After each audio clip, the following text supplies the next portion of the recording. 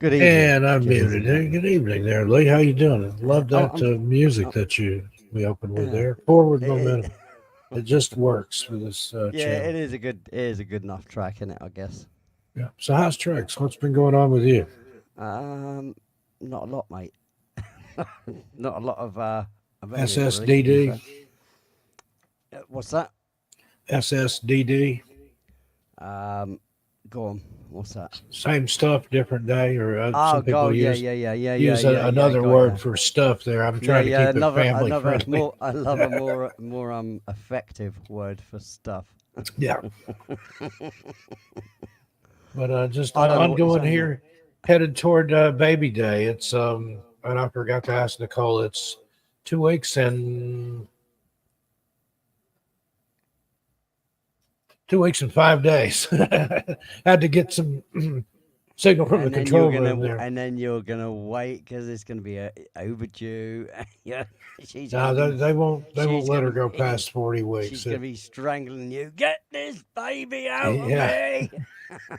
yeah, they won't let her go over 40 weeks, and that's in uh, 2 weeks and 5 days from today. yeah, I thought he might show up around the blue moon, the sturgeon moon, the super moon, but that was the 19th. 2 days ago. It's already a waning gibbous moon. So the next chance, if you're going by the signs, would be the 2nd of September, which is a new moon. A lot of babies are born around a full moon, and a lot are born around a new moon. There is some truth to that. It's an old wives' tale or folklore or Appalachian I stuff. would like to know actually what moon I was born under. Yeah, I was and I born said on the that on a stream recently, and I had some people go back and look, and they said, I never realized it, but I was born during a full moon. My daughter was born during a full moon. My grandkids were born during a full moon. So there is something to that. Now, that's according to my yeah. granny and the old Farmer's Almanac, Yeah, which, no, because I mean, we both. I mean, you had your grandma, wasn't it? Who was um taught you a lot of things, didn't she?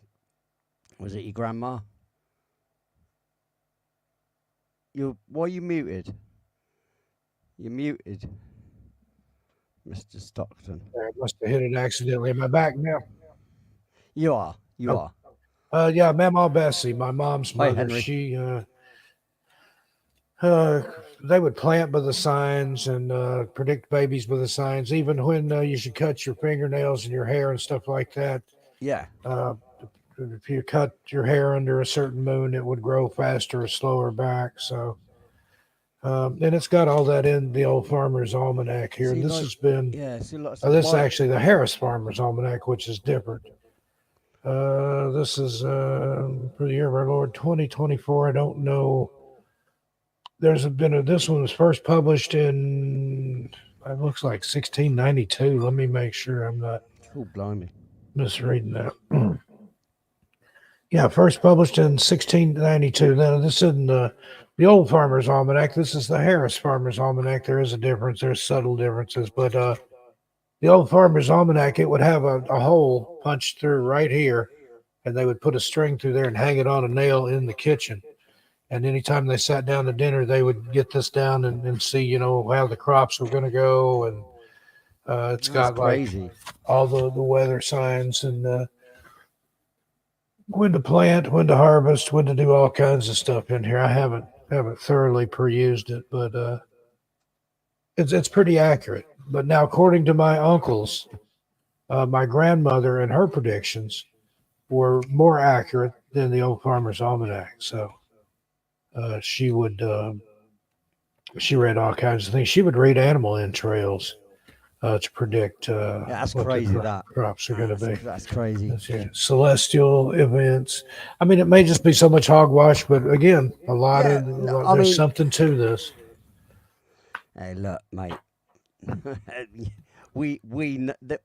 There's definitely high strangeness that Yeah, we don't understand and always, stuff. always, and we're going to And when talk about that tonight. sorry.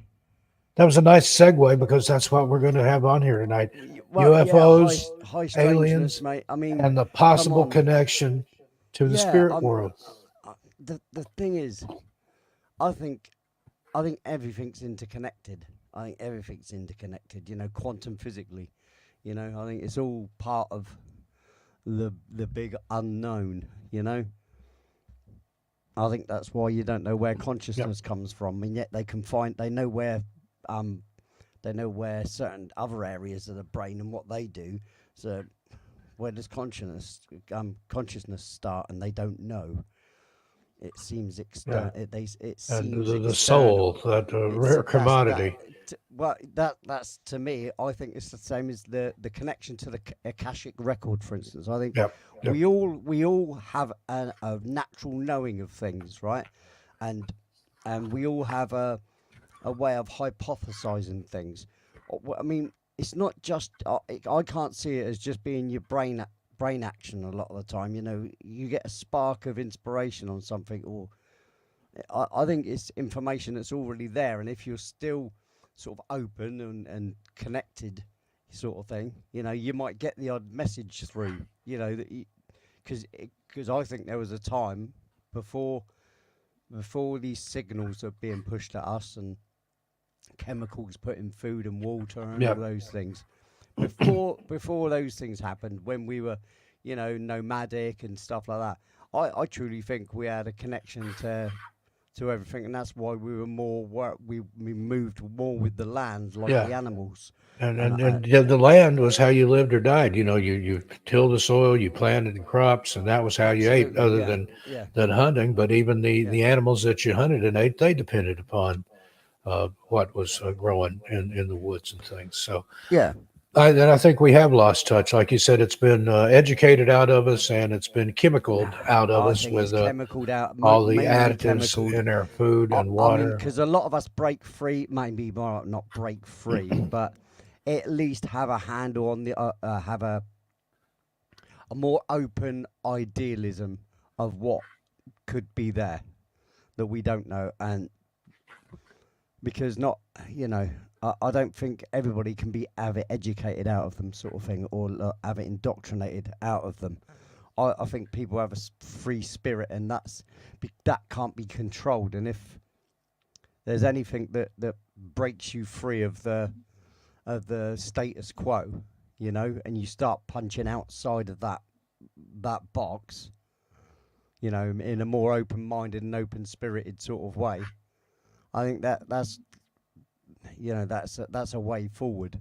I think everybody Yep. needs to be that way, because then they can't control you with adverts and propaganda and all those things, because you just see straight through it immediately. Doesn't matter where it comes from, what Yep. side or anything like that. But have You you ever can had that spot happen? Have you ever seen an advertisement for anything and thought, what kind of moron falls for never. that? And No, I've never ever gone and bought or purchased something or clicked on an ad to go and buy something. yeah, and it's You just, know, and that's usually the things that sell the best. Is the people that just, I don't get it. It doesn't affect me either. I've never been swayed by, this is the latest, this is the greatest. You got yeah, to get this. yeah. I I don't never feel sold pressured by that, Amway. or I I don't feel never, pressured I by that, didn't. or envious of anybody else to want to Or go and get it. what was To the other you know, stuff? The like Amway, the Herbalife, that was a big cult of sales. Like, if you can sell, even yeah, Mary Kay Cosmetics, if you can sell $1 million worth of Mary Kay yeah, Cosmetics, we'll give you a pink Cadillac. You'll yeah, really yeah. get your Oh, life together. oh, great, yeah, yeah, yeah. Yo, really, that really help you. That will. Yeah, like I said, what absolute bunch of trash. But see, Yeah. that brings us to the idea of the amount of grifters that there are, especially in things like ufology and ghosts and stuff like this. The amount of people that are just complete rip-offs and Yeah. liars, And they're out and there. And I think a lot of them. All right, a lot of them are just people. Con artists that have found the groove. You know what I mean? That's it's illegal, everything. illegal It's groove. in Rather than being a criminal, you can be a thief in other ways. You yeah, know? you can learn like the ads in this thing. Work at home. You can Yeah, make $46,600 a year. Very exact figure there. yeah. Train at And home and in they as do little as that by 5 minutes. Be a medical coding and billing specialist. You can learn it and how to do it in 5 minutes and yeah, start a yeah, whole new career. Make $46,600 a year. yeah. And just the other page over is master spiritualist. I won't give any advertisement for him here. I'll cover up his No. name and his phone number. But 55 years in helping to solve your daily problems, such as marriage, love, find your true love, money problems, sickness, court cases, find true happiness, For only peace of mind, $500. substance abuse problems, end your confusion and negativity for good. Yeah, you just give him a call and give him your credit card number, and he'll set you right. And it's just, there's all kinds of stuff. Here's another one. Your time arc service modules has arrived. There's Noah's Ark, the Ark of the Covenant, and the Time Ark. Creator Yahweh's Ark for Survival. And it gives a website there. I'm sure they'll sell you something so that you don't get left behind. You must evacuate, and it gives a biblical reference here. Positive survival is not possible on this continent. Craziness. And here's a garden master course. If that doesn't work, then you can grow your own vegetables and be a billing coder and here's mowers and tillers and all kinds of obviously, stuff. I was talking more to the people that sell their that sell themselves as an expert on something like ufology. Yeah. How can you be an expert on something that there's no way to measure? There's no. It's not just that, right? Say you're a specialist in UFOs, right? Hang on a minute. So how many have you documented, measured? You know what I mean? Been up to? Can talk about the schematics of the thing, the materials of the thing, and the pilots of the thing, because obviously you know them because you've worked on these. You can't be an expert at something that you can't tangibly touch, feel, study in any way. Right. You can be an expert on plants because you can you can grow plants, you can study plants, you can dissect them and look at them under a microscope. Exactly, right. You can take photographs of them, you can show evidence, blah blah blah, right? But if you're an expert because you can talk to plants, now that's something different. See who's going to prove one way or the other? Exactly. See, the plants told me. Prove anybody could have the persona of being some kind of expert, right, in a certain field like that, which is non-provable kind of thing, right? I think I'll become an expert in experts then. No expert can be declared an expert unless I give my expert opinion declaring them an expert. There you go, to them. Exactly that. The expert's expert. Yeah. No, you can't be an expert because I am, and I didn't say you were. An expert diagnostics. I like where this is going here. Yeah, let's say hi to some people here, Lee. There's plenty of word salad, mate. We can all do it. That's what I'm saying. It takes a silver tongue and a little bit of this trickery and slickness and be able to dance on that mercury, and you can. Well, and who was it said there's a sucker born every minute and two to take him? Boy, that's true. Two to take, and not only that, and then you end up convincing certain people who then tell other people about it.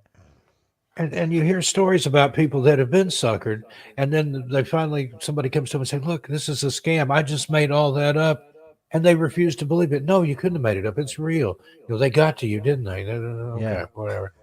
Yeah. Let's say hi to some people. First and foremost, Midnight Society. My lovely wife Nicole's in the chat. Her and the baby are listening in. 2 weeks, 5 days till baby day. If he goes that long. D-Rock's here. First Floor Audio. Who let him in here? Henry Nelson, how you doing, buddy? Idiot. Cisco, Lady Liberty, how you doing? Good to see you. Monday nights Henry, over there how with you her. doing, fella? There's Henry, And, cool. That was. I was watching that show, Cisco, one time. What was it? Some of the hillbilly ghost hunters or something. They caught a demon in a box, and what are we going to do with it? And they took it out in the woods and blew it up. Okay, so because that'll work. He's getting the stick of dynamite as well. Kaboom! Made for good television, but I don't think. The dark side like that. I don't think you can blow it up. That's all they did was explode whatever they had it caught in and turn it loose in the woods. Yeah. Yeah. All you've done is set John free Keller is in the house. Connecticut's Most Wanted. How you doing? Yeah, it was the Wraith Chasers. Hello, John Keller. How you doing? Jolly good to see you, mate. Not off. Not off. Yeah. He's a full pint of blokey wokey over there, matey weighty. Yep. And Cisco talking about Dr. Edward Epperly there. And I do consider him an expert in that Villisca axe murder case because he owns the axe that the murders were committed with. He studied that inside and out and has written But that's the books. thing. That's what an expert is, because like even that, look, a murder enthusiast kind of thing, right? Hobbyist or Murder whatever, enthusiast. right? Well, I know a few of those. no, because enthusiastic about the stories and the the investigative parts of those things, because that's the intriguing part, isn't it? Because it's morbid curiosity is those sort of things, isn't it? Yeah. You know what I mean? Yes, it's like, if you drive by a car accident or a train wreck or something, you can't You not can't look help at it. but look. Yeah, exactly. Rubberneck. What's that? It's Ooh, not that just looks that. horrible. It's a reminder of one's mortality. Yeah. I think that's Memento mori. Like, that's why I wear this little fella right here. right. That's where we're all, when reduced to our baser elements, we're all just skull and bones and dust. Yeah, yeah, yeah. Well, that's it, mate. We're all the same. We're all made of particles, mate. Anyway. I saw a church sign one time. It said, "We're all but dust." Yep. And but they had misspelled "but" and had two T's on it, so we're all butt dust. And I thought, We're all butt dust. Oh, that's probably more fabulous. correct than they realized. It's more correct than correct. Yeah, yeah.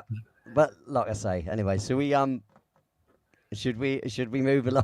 I think so. We're having a Because good otherwise time we're here just tonight. going to carry on So, chatting. yeah, let me. About we con get artists. we get carried away See, here. what I was going to say is I've got a secret insider, you see, that nobody, he's not allowed to come in public. You'll never be able to meet this guy, but he's told me so much about aliens because he worked at S4. No, and that's real. And he's Take it just to the off bank. screen there. I know he's out sat in my leisure part,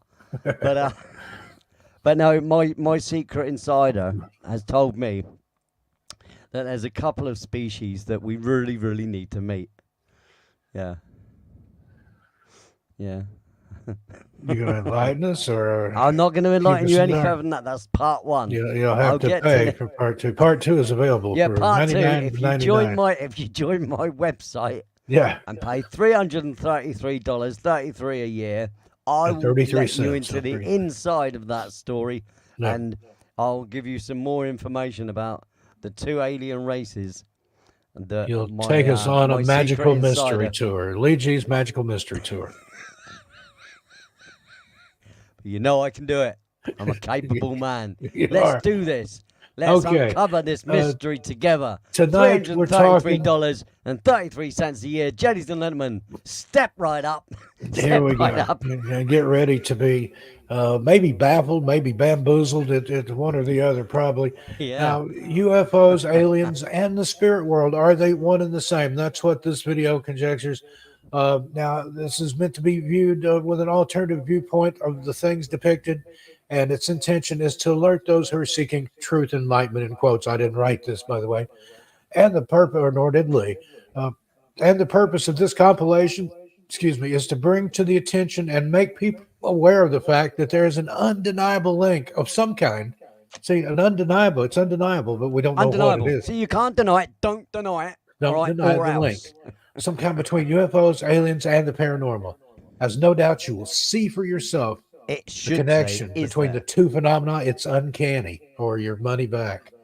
Now, Is there a link? It should have said, is there a link? Not, yeah. an Again, I didn't absolute- write this copy. I'm just the messenger. Yeah, exactly. So Don't shoot him. He's the copyright- piano copyright- player. Copyright? Oh, yes. Thank you. This video falls under fair use. The copyright disclaimer here as forthcoming. Under Section 107 of the Copyright Act of 1976, allowance is made for fair use for the purposes such as criticism, comment, news reporting, teaching, scholarship, and research. Fair use is a use permitted by copyright statute that might otherwise be infringing. Nonprofit, educational, or personal use tips the balance in favor of fair use. From beyond, Lee, myself, staff, management, anybody involved with this does not own the content. All credit goes to its rightful owner or owners. No copyright infringement is intended. So buckle your seatbelts, sit back, enjoy the show. Again, keep an open mind if you can decide for yourselves. That's Do it. not be misled. Do not be misled.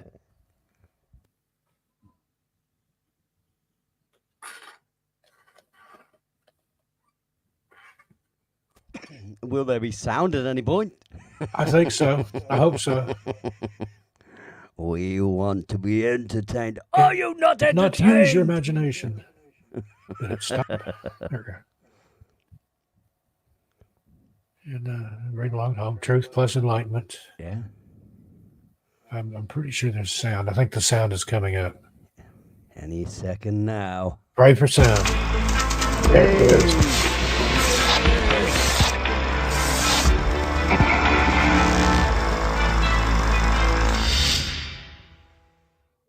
Until recently, the phenomenon of contactism, or the deliberate encounter repeated over time between men and evolved extraterrestrial entities, was believed to involve only a few chosen individuals, or contactees.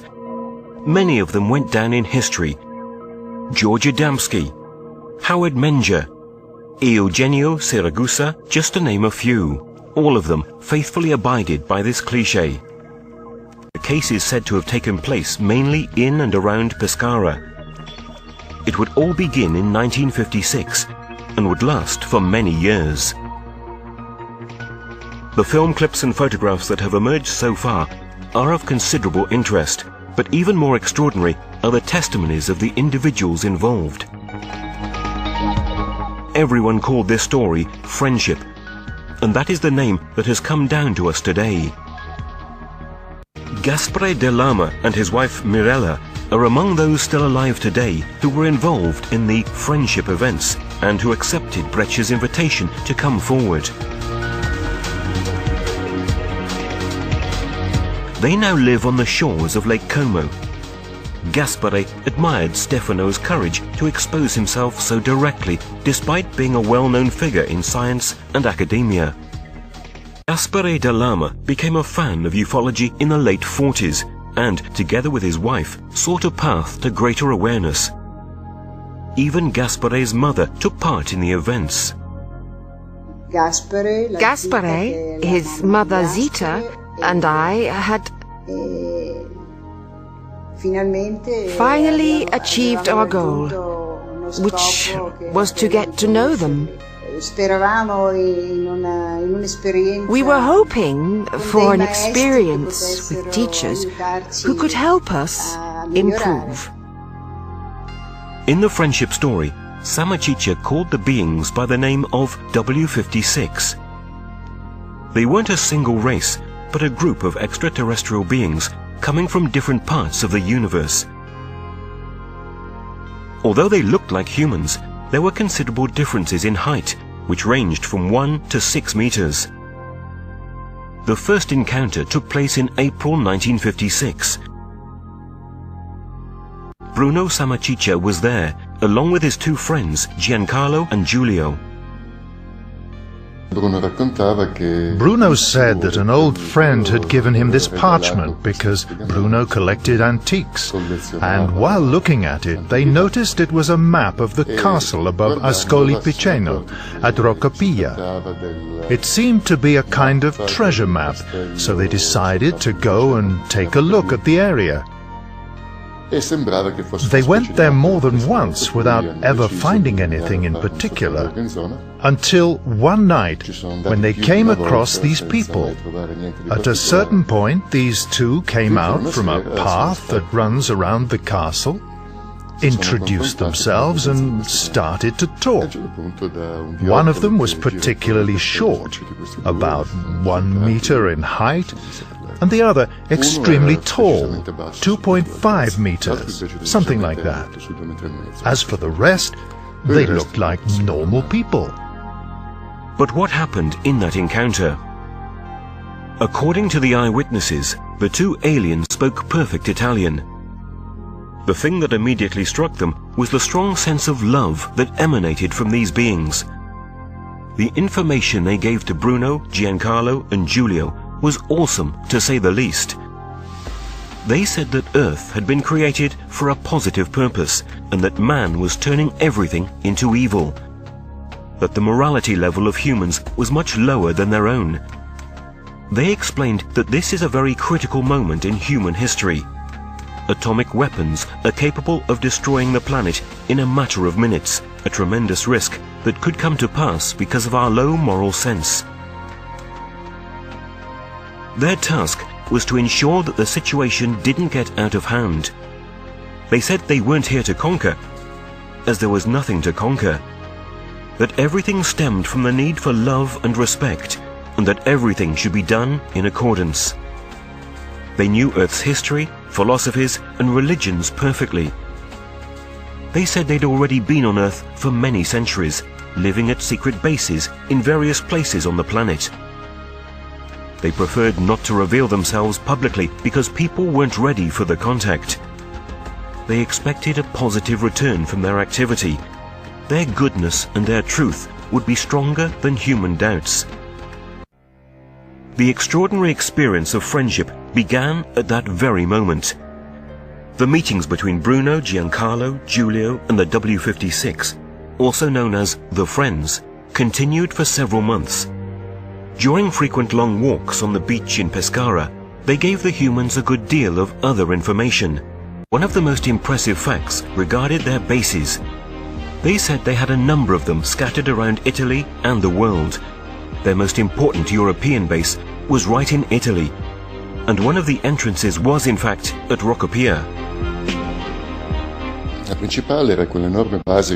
The main one was the enormous base at the depths of the Adriatic, almost in contact with the continental shelf, which roughly ranged from Ortona to Rimini as the expanse of its longitude, and in latitude went from the middle of the Adriatic to the Apennines, with an upper limit of 300 meters, so vast that it was affected by normal weather, so at times it also rained inside. Then they had many smaller bases, closer to the surface. There was one in Pineto, one in Ascoli, 3 around Pescara, one near Como, one in the Milan area, and so on. In the stories told by Bruno, Giancarlo, and Giulio, you're immediately aware of the huge gap in scientific and technological development between humans and the Friends. Aside from the facts related to friendship, the presence of secret extraterrestrial bases on our planet is a subject that scholars have long been aware of.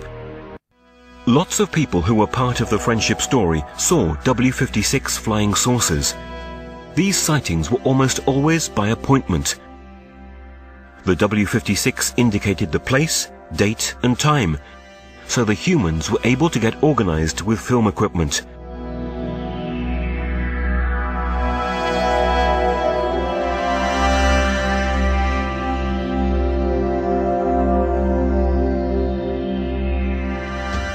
Sometimes the photos were also published. The series of a flying saucer over Milan, photographed by Gaspare de Lama, ended up in Domenica del Corriere in the second issue of April 1962. The sighting had taken place at the end of February of the same year. The eyewitnesses were Gaspare de Lama, Bruno Samaciccia, and journalist Bruno Gibaudi, at the time author of numerous articles on UFOs, and one of the first journalists to seriously address the issue. Obviously, only now, after the revelations of Professor Breccia and Gaspare de Lama, can we know what really revolved around that seemingly chance occurrence. But how much weight should we give to these claims? Gaspare still remembers one of the sightings perfectly. It happened in the countryside of Treno near Milan. There are still excellent quality photos and a film clip, more deteriorated because of the decades that have passed. The W56 asked Gaspare himself to choose the place. I put the film in the camera and filmed for a good 2 minutes. He wanted me to take the film out of the camera. I put it in my pocket and took it to Ferrania, which was then in Via Mattiotti, to have it developed. When I went to get it, I took it home and saw the film clip of this beautiful flying saucer that was going up and down almost to the ground. On top of the saucer, you see a dark area, which the W56 explained was a particular effect of condensation caused by the energy of the flying saucer.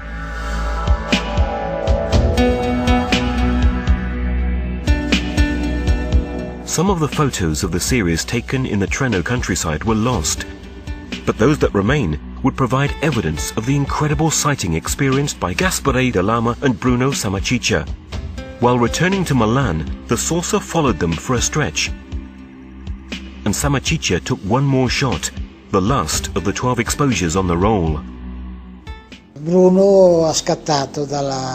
Bruno took a photo of the same flying saucer, which had apparently reappeared there to follow us or to give us a last farewell. The particular phenomenon of condensation does not appear in this shot. This important series of documents was analyzed to evaluate any possible falsification. Back then, digital technologies didn't exist, so it was very difficult to produce high-quality forgeries. I accurately and specifically analyzed the photographic material concerning the friendship case. I didn't find any evidence of forgery, such as a small-scale model suspended by cables, superimposed images, processing with 3D graphics. From the images of the analyses that were made, I can confirm that the object was quite large. We're talking roughly 4 to 5 meters around, and this also agrees with the testimonies of the people I spoke with, and the object is precisely inserted into this context of lights, shadows. Therefore, it is perfectly placed in its environmental context. As part of the friendship case, an enormous amount of photographic material and film clips about flying saucers was produced. Much has been distributed indiscriminately, much has been lost, and even stolen, and much more is still locked in the drawers of other unknown participants who don't want to make themselves known. However, there's enough material available to give us an idea of just how incredible the events would have been. All the material that is known to date is thanks to Gaspare de Lama and Stefano Breccia.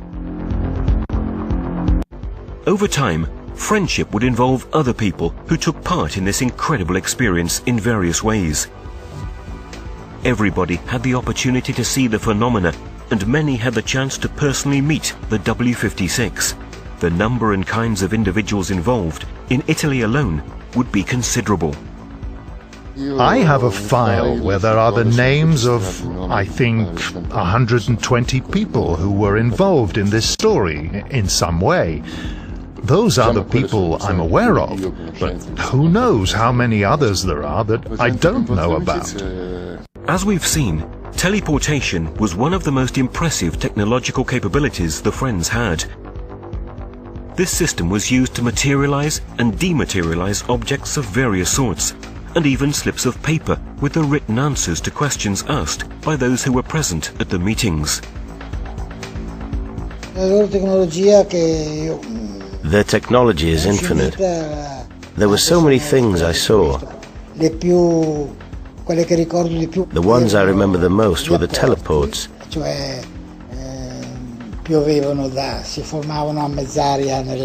Their film reels, or even, sometimes, written notes or film clips of flying saucers that we would then watch just came from above. They materialized in mid-air in the room. Sometimes they came from the floor and tapped me under the chair.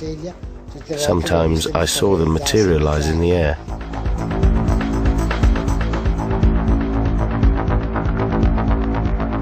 Along with teleportation, some of the most frequent phenomena were communications between the Friends and the humans through normal radios. This was also done their way. Their technology was virtually indistinguishable from magic. For example, if I took 2 identical radios tuned into the same frequency and put them side by side awaiting their message could be heard on one radio while the other radio continued its normal broadcast as if nothing was happening. So there was obviously insane amounts of energy involved and directivity just as crazy. So I bought myself one of those transistor radios. Bruno told me to put it there on the cabinet. In 5 minutes, they'll prepare it for you. Dopo 5 minuti è uscito un bello schiocco, una certa fiammata. In fact, after 5 minutes there was a big crack. A sort of greenish flame came out, and Bruno said, "There, now it's ready." And they immediately greeted me through the radio. Sigir, and I could also change the frequencies. The broadcast continued. Some of these communications were also recorded with the reel-to-reel devices existing then. Gaspare still owns some of the tapes. For the first time after so many years, the voice of the W56 is made public. Cari amici, cari figlioli, siate certi di noi, poiché nessuno tra noi vacillerà. Voi siate uniti, uniti, uniti e sopportate le vostre debolezze reciproche, lottando e migliorando come uomini e come nostri cari amici. Il nostro mondo per voi cari non è facile a capirsi. Questo è naturale. Ma con l'affetto e la fiducia potrete ugualmente stare vicino ai nostri cuori aperti a voi e comprenderci di più. Un abbraccio fatto di caldo affetto e di pura amicizia dal vostro Sigir. Radios weren't the only communication tools used. Sometimes the friends would also insert themselves into normal television programs. I remember once there was a film, and it was interrupted and their saucers were seen flying, while in the background their voices, maybe only greeting us that time. One of the more controversial pieces of information that the W56 gave to their human friends concerned a conflict with an artificial race called Weros, but which Samachicha renamed with the term CTR, which was the contraction of the word contraries. One of the strange things about the friendship stories is the existence of enemies, the famous contraries, the CTR. While the W56 were ethical, these others were materialistic, virtually the opposite of the W56 in every way. They didn't speak of war, but of conflict, and said one reason they were here was to keep the CTR in check. The friends called them science worshippers, saying the CTR were creatures without scruples. And their greatest fear was that we humans were following the same path the CTR had already covered. For the W56, the feelings of friendship, affection, love and harmony that they were creating between themselves and the human group, just as it is among human beings, were not just defining the quality of relationships. For them, cohesion, friendship, loyalty, and things like that are not abstract concepts, but rather a living entity that they call Ureda. This living entity is fostered precisely by the sense of loyalty and was contrasted by an alter ego that was called Reda, which was essentially the opposite. E a loro questa energia serviva come, and for them, this energy served as a sort of fuel, let's say, a driving force for some of their means of defense, or anyway for their tools. The defense instruments Gaspare talks about, the friends explained, were also important for the conflict they had with the CTR. They explained that friendship, which Ureda originated from, was so important that if the group hadn't kept the harmony high, or if the group was even dismembered, they themselves would have fallen victims of the CTR, who might well have destroyed their bases. But this wasn't the only reason to be friends.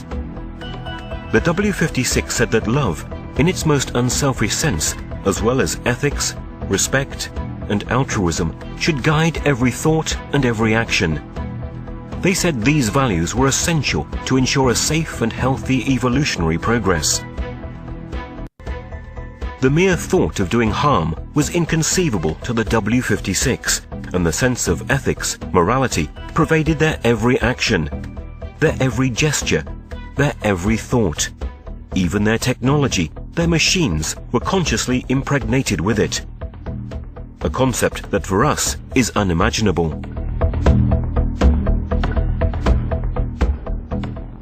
They said they were incapable of causing harm to anyone.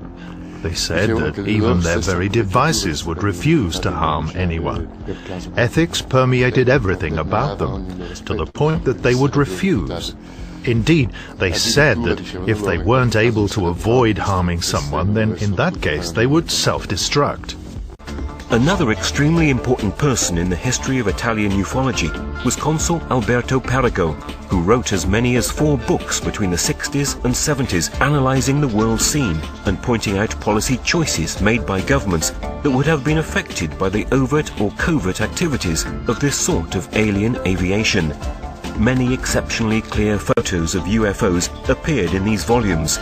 Some of them were even identified as being the inside of a cockpit of a flying saucer. Perego cited the dates and locations of the sightings, but never mentioned the name of the authors of the photos. The places were almost always the classic zones where the W56 and the Friendship Group were active. Milan, Pescara, Francavilla, Montesilvano. And in fact, the photos were made precisely by the people who were part of Friendship. But the alleged tasks of these creatures would have been others as well. Another purpose of the presence of the W56 was to help our evolutionary process, to push us to a higher level of understanding. That's why they had been on our planet for a very long time, and even shared with us some of our suffering in the matter. They also revealed that their real name was Acri. Stefano Breccia has done research on this name, discovering some very interesting aspects. The word Acri is a plural noun in Sanskrit that means the sages. At that point, I tried to see it in Egyptian, and I discovered that there are 2 very similar words. The first term, Akriyu, is the name of these divinities, which usually means the wise people. Then it occurred to me to inquire into other languages. I discovered that in classical Greek, Akri means Akeo, or people in high places. In classical Arabic, Akri means group of friends, or something like that. As a proper noun, the word is fairly common, fairly widespread. But this wouldn't be the only trace. Years ago, Count Richard Cianfrè gave the Italian contactee Eugenio Siragusa a strange handwritten letter from Voltaire. It was addressed to the legendary Count of Saint-Germain. The text contains enlightening phrases that would fit perfectly into the context of an alleged alien presence in human history. 6th of June, 1761. I am answering your letter of April, Lord, in which the appalling revelations make the old man that I have become the confidant to your most terrible secrets, the day of his death. Thank you, Germain. Your long road through time will be illuminated by my friendship for you. Even at the time of your revelations about the middle of the 20th century. Because of time, the talking pictures will not be able to be stored in memory. May your wonderful flying machines bring you back to me. Farewell, my friend. Voltaire, Gentleman of the King.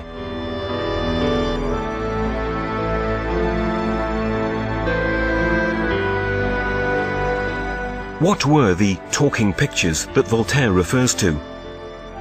And your wonderful flying machines? What had Voltaire seen? Who was the legendary Count of Saint-Germain really?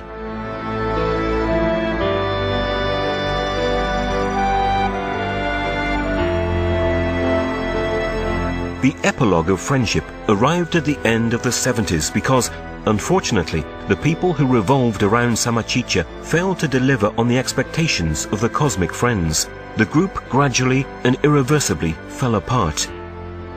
The Ureda disappeared and the fears of the W56 seemed to come true.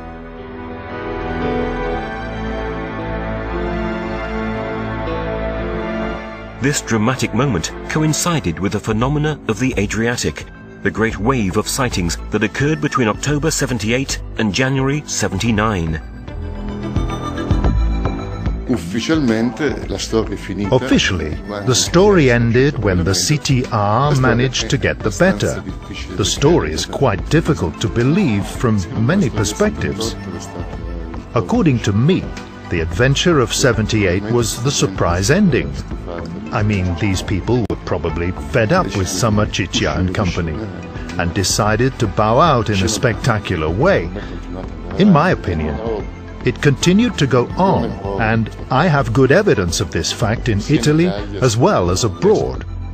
Even if the entire story of friendship seems like an incredible science fiction tale rather than an incident that really happened, despite the great controversy about its authenticity, given what has emerged so far, it's difficult to maintain that it had all been an invention.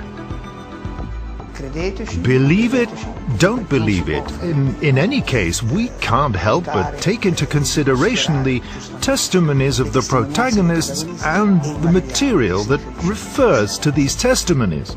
According to eyewitnesses, the sightings, the teleporting, and all the other impressive phenomena that appeared were not, however, the real reason these beings were on Earth. The Friends defined themselves as the precursors of the spirit world. In the end, the real essence, the soul of this relationship, which unfortunately ended up badly because of human shortcomings, is the immense example of love, dedication and respect that they impressed in the heart of the eyewitnesses still living. L'insegnamento più bello che ho ricevuto tra di loro. The most valuable teachings that I received from among them is this momentum they gave us, and this endeavor, perhaps gone amiss, that they've made to love each other truly, to be close-knit, and to be united. They enriched me. They put me into contact with an almost impossible world full of love. It was also an exciting experience. Very exciting and magnificent. The feeling that the W56 transmitted was one of great friendship and love. There would be much more to say about friendship. Before leaving, the Friends promised to come back and created a bond with the few remaining humans with an oath of mutual fidelity. Even today, these people believe that there are indeed special friends that could help us, or who, in all probability, have never stopped doing so.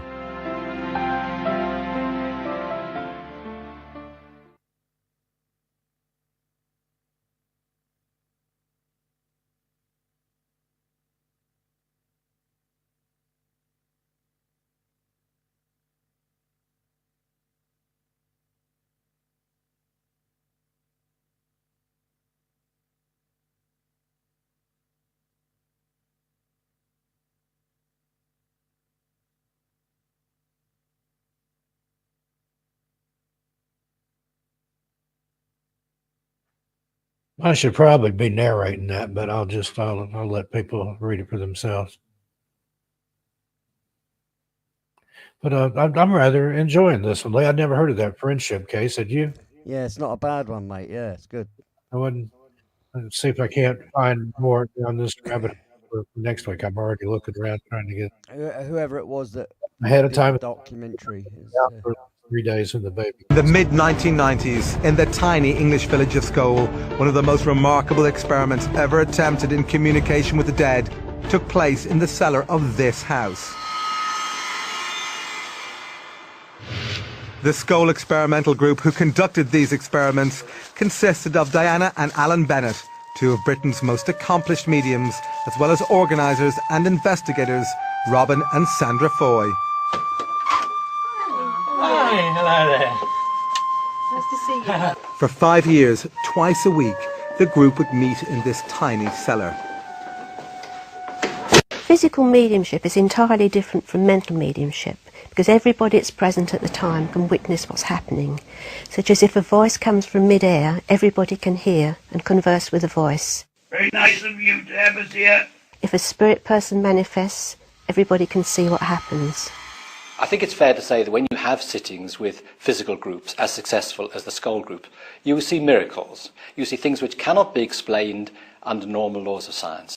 What happened here during the Skull experiment was very successful and a dramatic effort which proved conclusively to us that life goes on after we all die.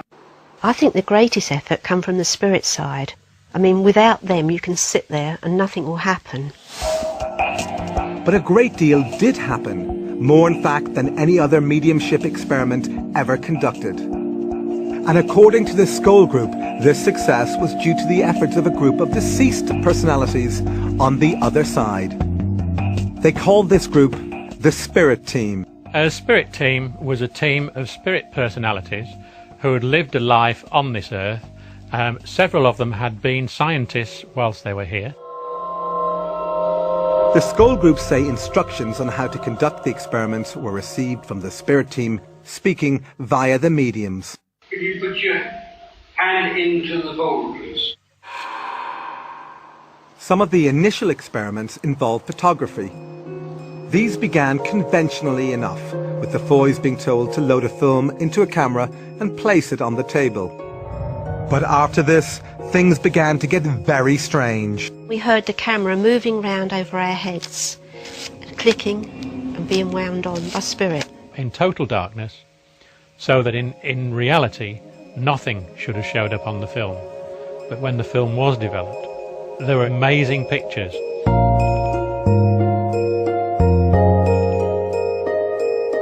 Wartime pictures of St. Paul's, of a bus that was blown apart in the Blitz. Quite amazing stuff. It was never explained to us exactly why we got these particular pictures, other than the fact that we had a separate photographic spirit team working with us at that stage, who were practicing their art and seeing what they could achieve.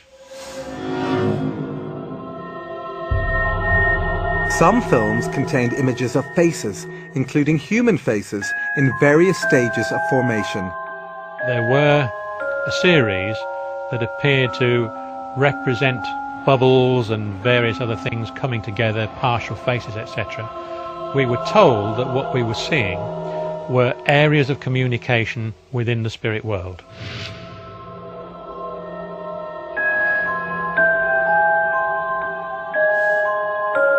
The Skull group believed these faces were images of deceased people, which were somehow projected from the other side.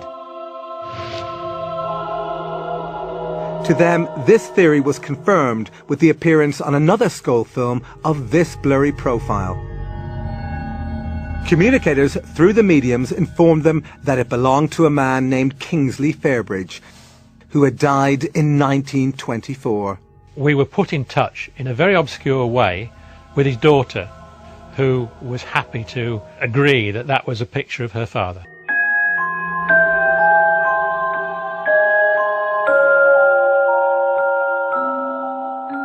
In the next experiments, the Skull group say they were able to create these images not only in total darkness, but without the use of a camera. We were asked by the spirit team to put a totally unopened Polaroid 35mm film just in its plastic container. If the spirit team felt that they'd achieved a result, we were asked to develop it. This could be done immediately in a special processing machine. You can imagine our surprise when we brought this film up. They'd never been opened, put it through the processor and viewed it, and there was images and faces and writing. How do you explain it was there, you know? In order to counter accusations that they faked these images, the group invited independent investigators to select the films. I checked the box, which was factory sealed, identifiable by the glue marks. He then broke the seal, signed the plastic film container, and carried it into the session where it remained on the table. But could it have been switched? I'm 100% certain that the film I selected was the same film that was returned to me at the end of the session. The film was immediately processed in front of him. Halfway along the film, we could see a Latin statement. The Spirit team had said that they'd worked on the film, and lo and behold, there it was.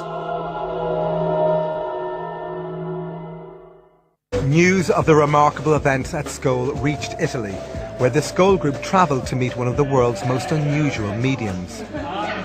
Marcello Bacci amazes visitors and scientific investigators who say they can hear the dead speaking through his old vacuum tube radio.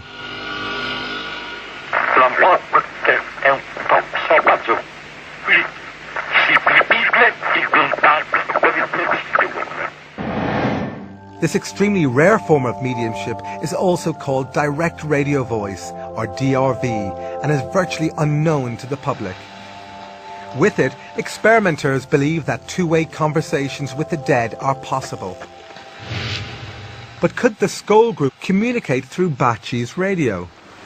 Manu, are you there?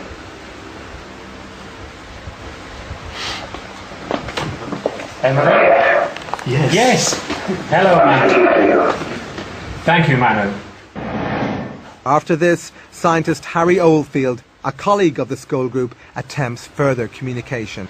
We would like to ask the question of the appearance of your space. I can't really answer that. Can you tell something about Scole? Did I appear to be aware of what you're doing in direct contact with them? Thank you. Will the work progress? Certainly. Thank you. We wish to know more with respect. Sometimes where communication with us becomes more difficult. Using software endorsed by the FBI, Il Laboratorio have conducted voice print analysis. Like a fingerprint, a voice print is unique. It can therefore be used to determine someone's identity with near certainty. They compared voice prints from two audio samples. One was the voice of Chiara Lenzi, recorded before she died. The other came out of Bacci's radio after her death and was clearly recognized by her father. The comparison produced a 97% match.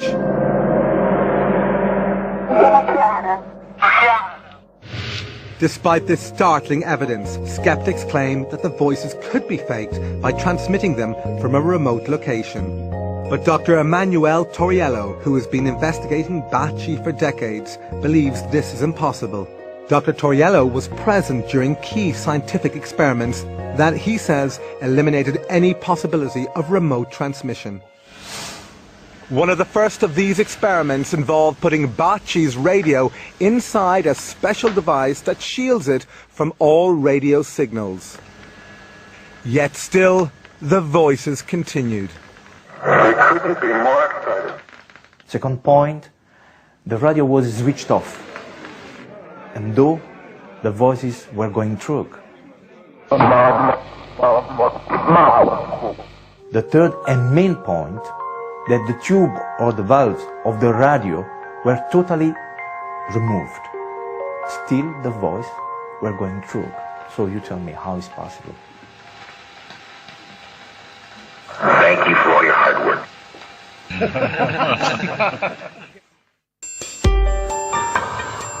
Back at Scole, the phenomena were continuing to progress. Nearly all of them took place in this tiny brick cellar, affectionately called the Scole Hole. It was here that the two mediums would go into trance, allowing what they say were deceased personalities to take over their bodies. Hello. But just how difficult was it to summon the departed? I think possibly we sat about twice a week for a year before we really got anything significant happen, you know, just minor phenomena up to then. But the group's determination and patience paid off. By 1995, visitors were reporting that the Scole Hole was alive with extraordinary phenomena.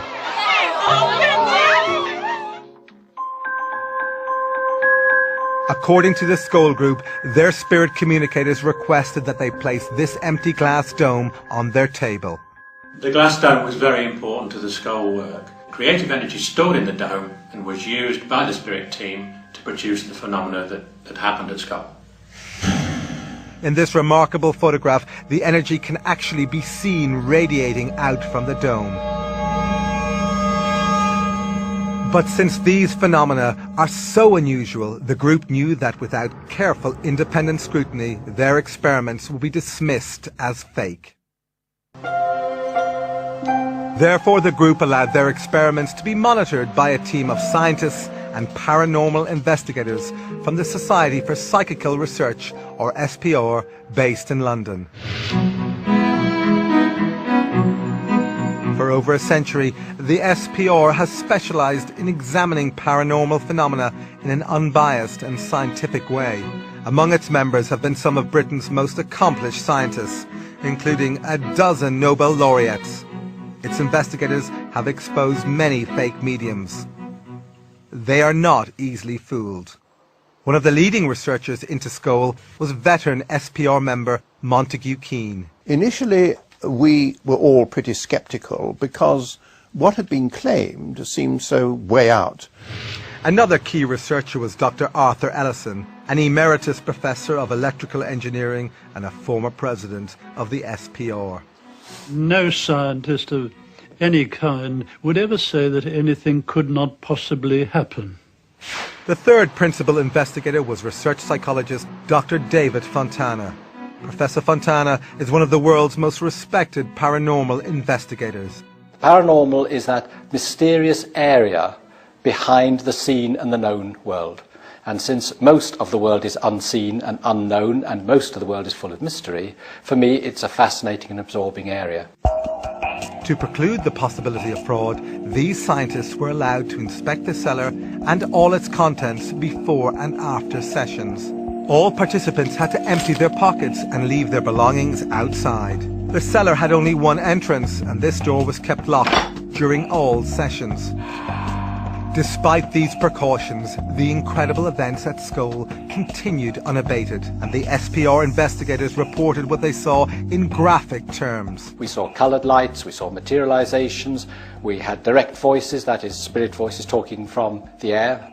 We were touched by the spirits. We saw a whole range of phenomena which could not be mistaken by three investigators such as ourselves.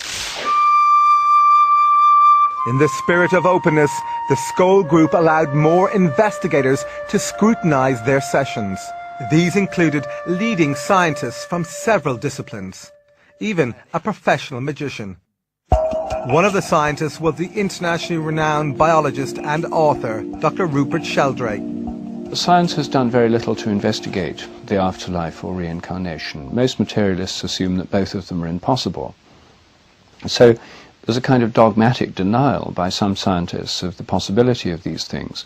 But I wouldn't say that was a scientific understanding. I would say that was a dogmatic, ideologically motivated dismissal. The only way to have a scientific understanding is to do the research. We had a number of different professors of different disciplines to come, and sometimes they could test their expertise against the expertise on the other side. For example, Professor Archie Roy, who's an astronomer and specializes in the movement of celestial bodies, had a discussion with the other side about celestial mechanics. And he said afterwards that he thought there were only about half a dozen people in the country who would know exactly what they were talking about. Such evidence is gold dust to researchers, as it is unlikely to have been fabricated by the mediums who possess no academic training in this area. Although the scientists found this sort of evidence impressive, they still needed to eliminate any possibility of fraud taking place under the cover of darkness. Therefore, the Skull Group devised several controls to help eliminate this possibility. One of these controls involved all participants wearing luminous wristbands. These bands were attached with Velcro, so they could not be removed without attracting attention. They also requested the use of night vision equipment. We persistently asked them to accept infrared cameras, and they said not yet. It would interfere with the energy in some way. So we had to accept this with great reluctance. We were told that this phenomena could be developed in the light, but if it were, it would take an awfully long time to produce, years and years, rather than a few months that it actually took us. Critics saw this insistence on darkness as an excuse to hide fraud. But participants to the skull experiment were not always in total darkness. Oh, look at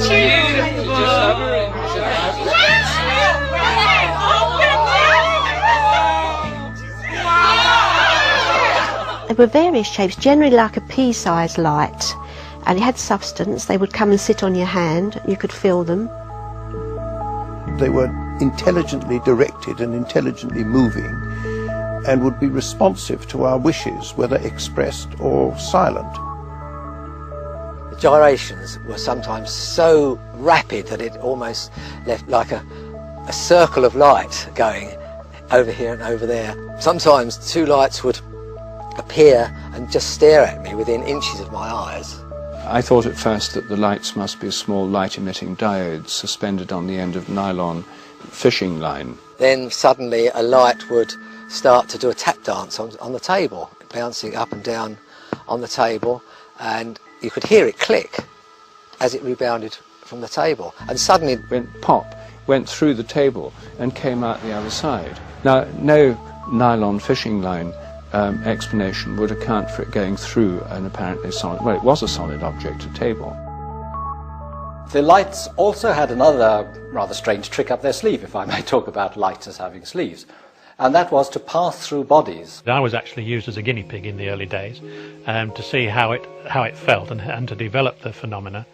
And this light would actually enter through my chest, and then 3 minutes later it would probably pop out of the arm or something and disappear across the room. This was being developed to produce a healing phenomena. Visitors declared themselves delighted by these displays, but they were astonished to hear voices of what they say were spirit personalities talking through the mediums. We had 1,000 hours of communication during the skull experiment, 1,000 hours of continuous communication with the spirit world. Be quiet, be quiet, be quiet. Emily, when did you live on the Earth? Oh, a long time ago now. 19th century? Yes. In this dramatic form of spirit communication, the mediums go into trance, during which time, they say, spirits take over their bodies and speak through them. It's the love that connects people. Right. And the rest doesn't matter a jot. The voices were quite different from those of the mediums themselves, and the personalities behind the voices were not only quite different, but were very consistent. Even the accents were. But it wasn't just the consistency of the accents that impressed the researchers. They reported that the personalities also remembered every detail of all conversations spoken to visitors over a 5-year period. Add to those skills the ability to read minds. This apparently occurred when a female spirit spoke to the group.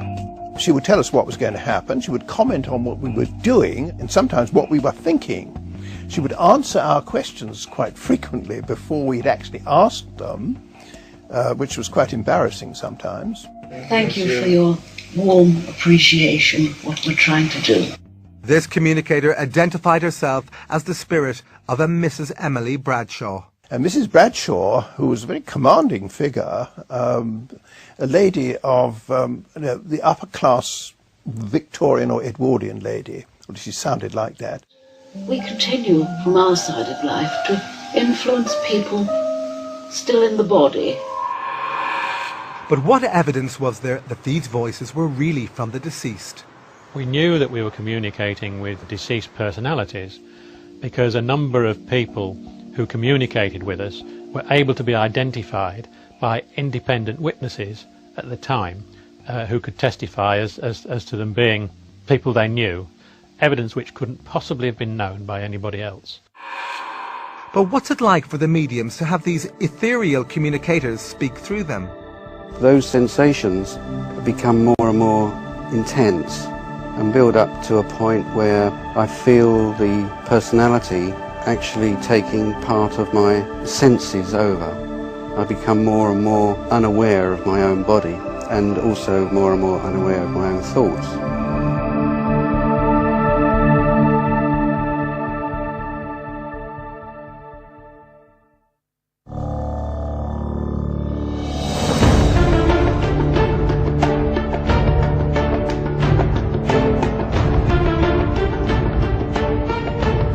Back at Skull, visitors reported seeing and especially hearing these objects materialize from out of nowhere. In the language of physical mediumship, these objects are called apports. An apport is an object which is quite solid, which is brought from one location to another during an experimental session, but in so doing apparently passes through solid walls, doors, etc. Well, the total number of apports that we had during the experimental sessions was about 80 or even more. Whilst we were sitting here, this object would arrive, just materialise, and arrive on the table. But as it arrived, that's the sort of noise it would make. Despite the fact that witnesses heard a loud bang every time an apport arrived, no matter how small, skeptics have dismissed this phenomenon as objects merely thrown into the air. But the appearance of these apports are not so easy to explain away. These newspapers arrived in pristine condition, despite having originated in the 1940s. But who might have sent it to the Skull Group, and why? The answer arrived, they say, when dead British medium Helen Duncan spoke to them via one of the mediums. During World War II, Duncan's life was ruined when she was arrested and imprisoned for practicing mediumship. As she described her ordeal to the group, this newspaper allegedly appeared out of nowhere. To their astonishment, displayed prominently on its front page was the story of Duncan's trial and conviction. I think she suffered greatly through her mediumship, and she was really coming to wish us well, and she bought the newspaper as a sign of a very turbulent time in her life. The scientists knew that an old newspaper could easily be copied and printed onto modern paper, so Montague Keane had the suspect newspaper analysed. We took it to the leading research station in England, indeed in the world, on paper and printing, and it was absolutely clear from their report that first of all it was done on letterpress, which has gone out of existence virtually since the early 1970s, I would say. It was newsprint produced during wartime, which lacked certain chemicals which you couldn't get hold of. So this was a genuine article which appeared 50 years after the event, but no one has been able to explain how it got there.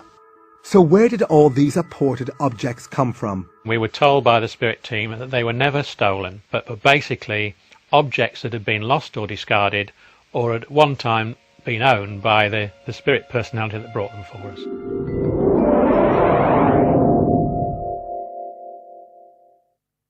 Another thing that happened was that a hand materialized and sort of glowed, and there was this disembodied hand floating around. When I told some of my friends about it, they said it sounded just like the Addams family. And I commented to the medium, I said, "Oh, I can see a disembodied hand." And she said, "It's not disembodied." This was Mrs. Bradshaw, who was speaking through one of the mediums. And I said, "You mean there's an invisible body attached?" And she said, "Precisely." And then she said, "Would you like it to touch you?" And I said, "Yes." So she said, "Well, ask it." So I said, "Hand, will you touch me?" And so the hand went round behind me and it tapped me on the shoulder. But could these hands have been hoaxed? This visitor, who felt the truncated length of a disembodied arm, didn't think so. And I was so startled, I moved my hand and it traveled right up a sleeve. There was a sleeve, like a cotton sleeve, very much like this, right up to the shoulder, and then it just stopped. There was nothing beyond where the shoulder would have been. It was a really amazing experience. It's a hand. Oh, yes, yes, oh, yes. You see the hand? Yes, yes, it's a hand. Finger point. It's stretched to the fingers. Finger point on the hand. Oh, I see it, yes. Sometimes we would be touched by these hands. Sometimes we would invite them to touch us. Sometimes they would touch us on our knees, let's say, or on our feet, which, as it was a fraud-proof table, were inaccessible to the mediums themselves. So what's it like to touch one of these spirit hands? It felt cool, but not cold. It didn't feel clammy, it didn't feel slimy. It felt like a normal human hand, and it grasped my hand firmly. The unseen communicators told the scientists that they usually materialized a hand or an arm because it was easier than materializing a full body. But some cases of full bodies being materialized were reported. I had the presence, the physical presence, my mother, my father, and my sister, all in solid form, standing in front of me, all of whom I was able to hold, to embrace, carry out conversations with them. I've witnessed it so many times, it just becomes a normal thing. Normal is a word strained by the experiences of the skull experiment. And there was nothing normal when patches of light floated over the scientists' heads and slowly changed into spectral forms. The diffused patches of light would take the form just of a human face, moving round the room with the direct voice very, very faintly coming from the diffused patch of light, and the lips moving again very faintly. As I stared at the face, it was noticeably smaller than a normal size head. But within the face itself, features were clearly visible. We could see the glistening of the eyes, we could see the eyes moving. And even more remarkable forms were to appear. They looked like angelic forms. That was on my hands. Oh my goodness, look at that. And I was very fortunate that one came and landed on my hand.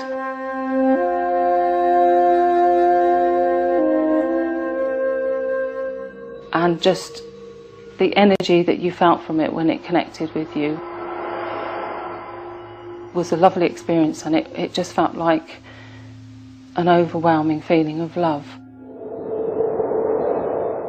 These were great experiences, you see. Again, I must stress, it changes your paradigm. You go in thinking none of this can be true, but after experience after experience after experience, it gradually dawns on you, hey, there's something going on here that we can't explain by normal scientific laws, but which nevertheless exists.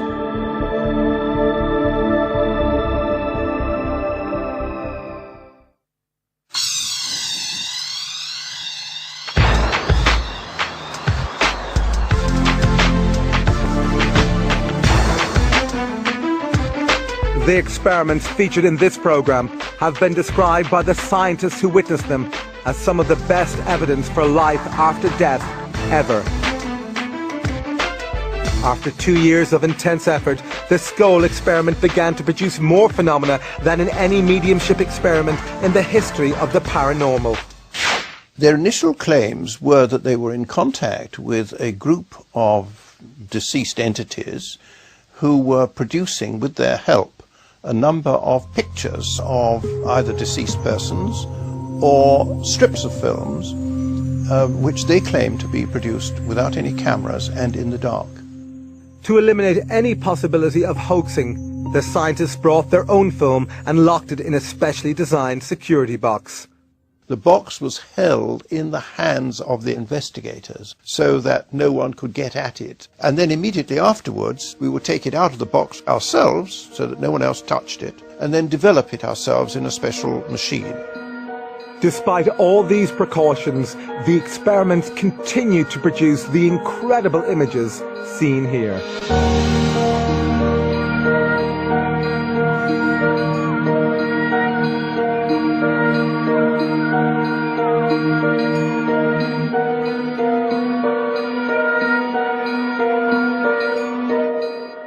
They were able to achieve whole lengths of film, sometimes up to as much as 4 feet, with various words, symbols, messages, all sorts of different things on that film. Other films contained poems in centuries-old German and fragments of Greek, Chinese, Hebrew, Latin, and even Sanskrit. The Skull Group were ordinary people with no knowledge of these languages.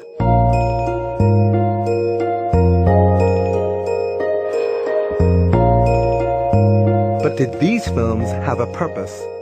If dead personalities were producing these images, why did they apparently design some of them as complex puzzles? Providing something which is a puzzle, which is difficult to solve, is simply because it is difficult to solve. It isn't readily available. It can't be easily attributable to the person sitting around the table. Despite lengthy investigations, the possible authors of some of the films, like this German poem, proved impossible to trace. But others were easier to track down. This one contains a poem by Frederick Myers. Intriguingly, Myers was one of the founders of the SPR and a passionate researcher into the evidence for life after death. Before he died in 1901, he promised his colleagues at the SPR that he would try to communicate with them from the other side. Could this film actually represent evidence of the afterlife sent by one of its greatest investigators? Mostly the researchers were unclear as to who might have created these films. However, there were clues as to who the ghostly authors might be in the form of initials or signatures. For example, in this film, the signature appears to belong to the dead singer and actor Ivor Novello. This was received on one of the Skull films. Compare it to Novello's actual signature. Investigators say these images were created in total darkness. But how? I think that those pictures can be explained only by imagining that the spirits can project their recollections and images onto a film in some way we can't begin to understand. The only alternative explanation is they are all fakes, and I don't believe that there's evidence that that is the case. Although the mechanism for their creation remains a mystery, investigators concluded they were unique. As far as the photographic evidence is concerned at Skull, the strips of film, there has, in my view, never been anything like that at all, ever.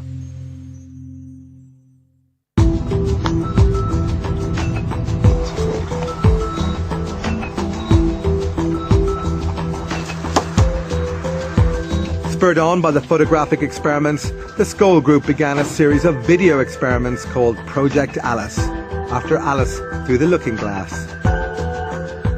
Their ambition was nothing less than to try and capture moving images sent from the spirit world. The Skull Group insists that instructions on how to position the camera and mirrors came from their spirit communicators. They were told to set up a video camera in the dark cellar, aim it at a pair of mirrors so that it could only film its own viewfinder. While it was recording, nothing unusual was seen.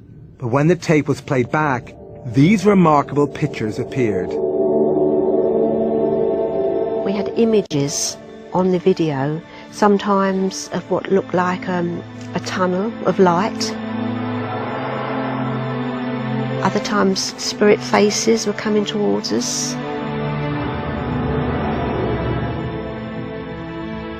Sometimes what appeared to be a doorway moving.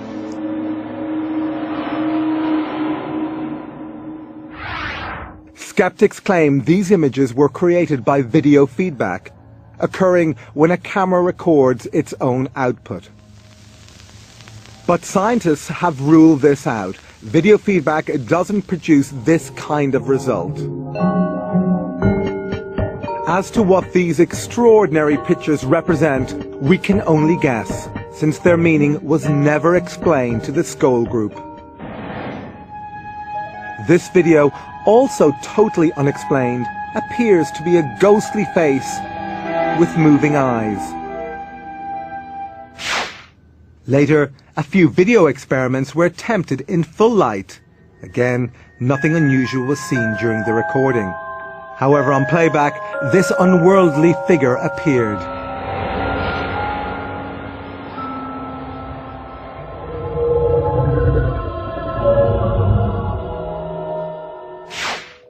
But was it possible for the Skull Group to have faked these images?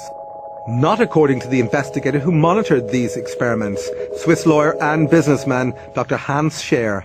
There's absolutely no possibility that this film could have been prepared before, because I selected one of the video films which was in its original packaging, which I opened. I took the film out, I signed the film, and I put it personally in the video camera. He inserted it into the camera. We never touched at any stage the camera or the film. When we played the film, it showed at the beginning a number of bubbles of various colors.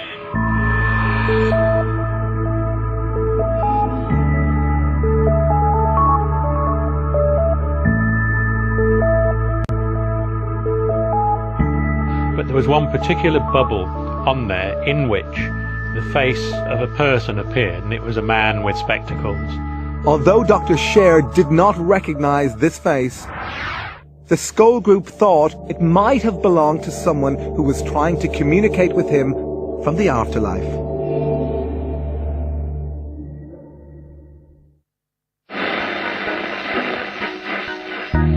Attempting to capture spirit voices via technical devices like radios and tape recorders has a long tradition that goes back to the last century. Today, there are tens of thousands of people around the world who say they have captured the voices of the dead on simple tape recorders. Feeling fear. One of the leading researchers is Alexander McRae, an electronics engineer who has worked on communication systems for the space shuttle. He has been investigating EVP for decades. If somebody came up to me in the street and said, there's nothing paranormal about EVP, I would say, well, I've done at least 20 years and hundreds of experiments, and I know that it is a paranormal effect. Now, how many experiments have you done? But skeptics insist that EVP is nothing more than the random pickup of broadcast signals like radio and TV. To test this theory, McRae tried to obtain EVP inside a laboratory that was fully shielded against radio and sound waves. This meant it was impossible to pick up any stray broadcast signals. So inside the laboratory you couldn't pick up anything, but yet the device still produced voices. Although this audio sample is hard to understand, the very fact it was recorded defies all known laws of science. Although EVP provides some comfort to the bereaved, practitioners say that the voices are often unclear, always one way, and frustratingly short.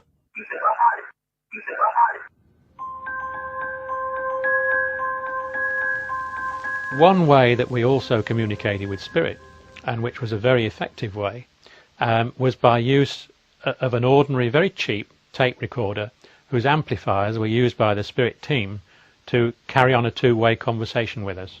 We inspected this machine and found it was completely normal. Earlier, its built-in microphone had been removed to eliminate the possibility of recording anything. When the machine, which contained a blank cassette, was activated, witnesses were astonished when they heard this voice asking them a question. Yes. Yes, Skull Experimental Group. Experimenting with audio. Yes. Historic moment it is. The Skull Group say that their spirit communicators suggested ways of improving their experiments. For example, they told Professor Ellison, one of the SPR scientists, how to build a device for boosting communications via the tape recorder. But this information arrived in a very strange way.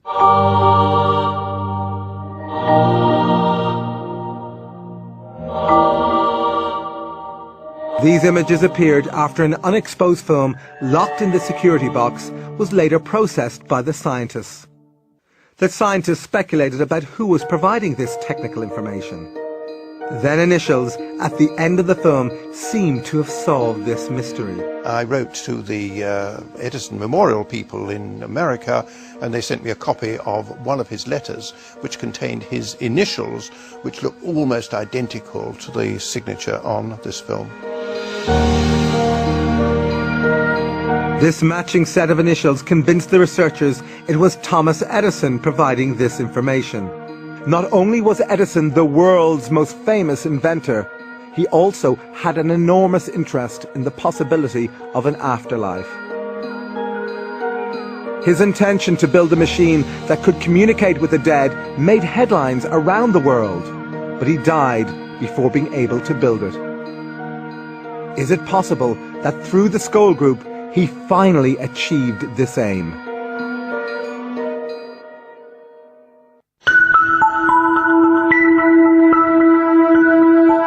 Spirit voices speaking through the mediums. Spirit communication written on sealed film in locked boxes. All these incredible phenomena. But could the scientists have been tricked? Skeptics are often unaware of the amount of experience and the amount of knowledge that goes into investigations of this kind. Between the three investigators, you could say we'd had 50 years and more. We know all the tricks.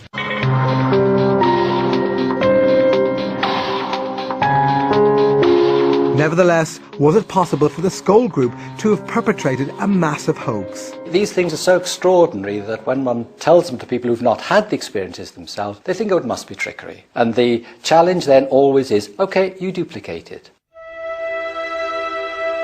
But so far, no one has been able to do this. Nevertheless, critics still claim that the events at Skoll were produced by the kinds of conjuring tricks used by stage magicians and entertainers. You found them in this manner, like this, you see. Because professional magicians learn all the skills of illusion and misdirection, I'm not going to show you how it's done, because if I showed you how it was done, you'd tell everybody else. they are also well qualified to detect this type of fraud. Hey, presto. With that in mind, James Webster was invited to scrutinise a number of Skoll sessions. Webster is a member of the Magic Circle in Britain and has been a professional magician for over 40 years. Well, I had an opportunity to view the cellar. I could see no magic props or anything which made me feel inclined to think there was any hoaxing or trickery. But could he replicate the events at Skoll? I could not do it myself as a professional magician. And I don't believe in any magician that I knew could do even the lighting, let alone the other phenomena that I witnessed. Any one of those in the cellar, I'd say they were wasting their time doing this here for nothing, when they could be earning $1 million out there on the stage.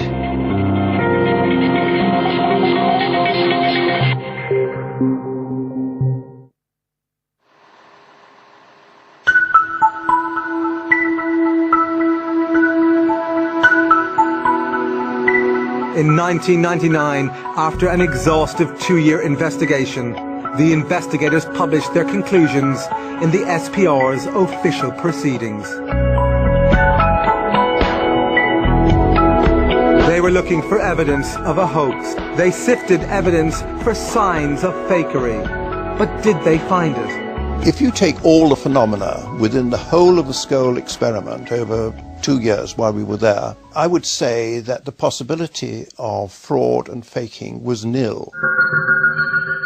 Although the Skoll report includes theoretical discussions about how individual phenomena might have been faked, the chief investigators concluded that events at Skoll cannot be explained either by known scientific laws or by trickery.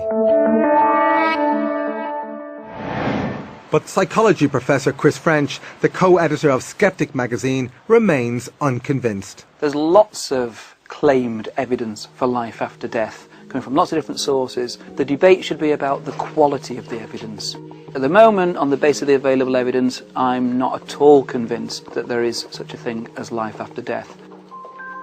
I think the skeptics regard the possibility of the survival of human consciousness as inherently so impossible that anyone must be rather crazy to believe it. But when you look at the evidence, you have to ask yourself whether you'd be even more crazy not to believe it, or to find some alternative explanation which makes any sort of sense. And I haven't found one.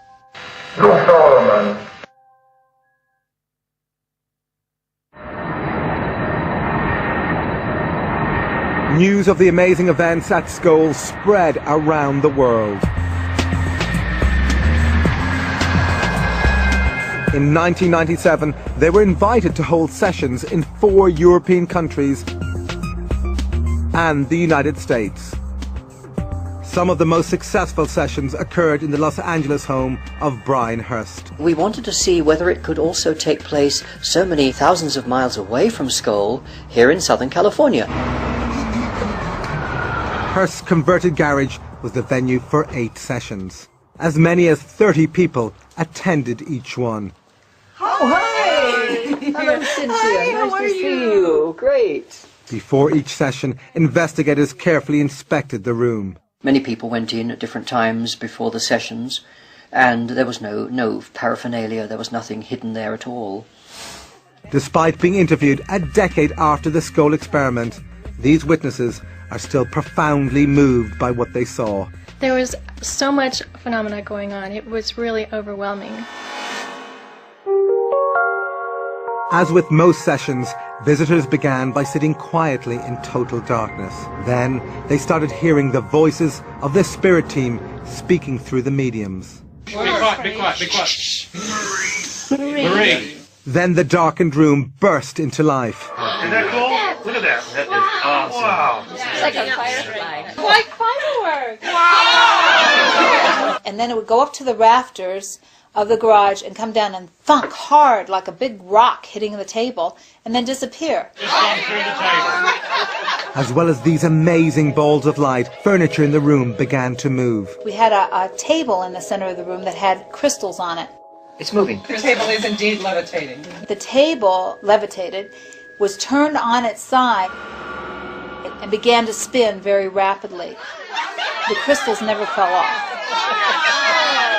Even if there hadn't been crystals on the table, it would have been impossible to have turned the table sideways and rotated it with the speed at which it rotated. And we could see this because there were luminescent strips on the table. And it began to spin around actually so rapidly it almost looked like a pinwheel. As well as familiar spirit communicators, other voices the group say belonged to dead relatives also attempted to communicate. We're several Someone for Shirley. Yes? You're getting a message. Dad? Speak to. Hi, Dad. Then another hand appeared in front of them. But who did it belong to? There was a particular communicator called Reg Lawrence, who was an engineer in his lifetime and who became very expert at producing voices from midair. Hello, Red. Hello, Brian. Very nice of you to have us here. He just touched my hand. Oh, Oh, yes. Oh, he's stroking it. It's slightly cold, but it's flesh. He's shaking my hand. Oh, my God. Reg, you've made my year. You make mine. As usual, Lawrence did not communicate through the mediums. Instead, the group could hear his voice projected from different parts of the room.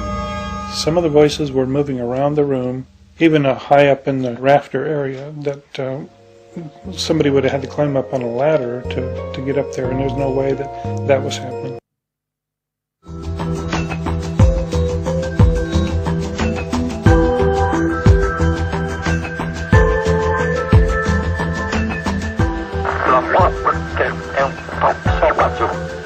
Previously, we have shown how experiments at Skull and with Bachi provide powerful evidence for life after death. But some researchers think there may be another possible explanation. There's an enormous amount of evidence for the existence of psychokinesis. In the laboratory, we're talking mainly about the evidence of human consciousness on random number generators and very small events that can be totally controlled. There is clear evidence that people can affect things. One of the most famous practitioners of psychokinesis, or PK, was a Russian housewife called Nina Kulagina. Kulagina was able to demonstrate her abilities under strictly controlled conditions in front of a team of scientists. Researchers who investigated her were convinced she was able to do this solely by the power of her mind.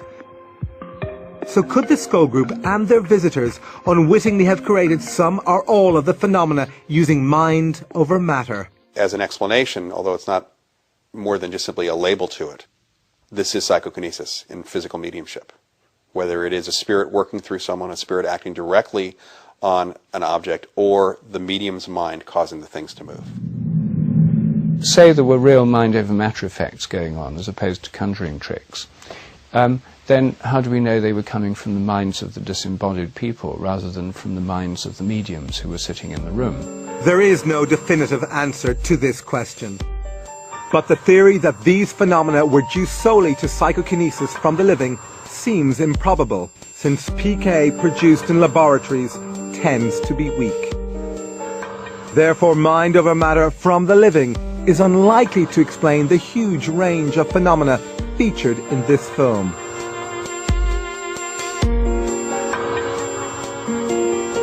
Emily, when did you live on the Earth? Oh, a long time ago now. 19th century? Yes. We simply have a number of clues of information which was extremely unlikely to have derived from the subconscious mind or the conscious mind of the medium. And the more impressive those are, the less likely it is that you can say that this is an aspect of mediumship. And the more likely it is, it's an aspect of discarnate communication.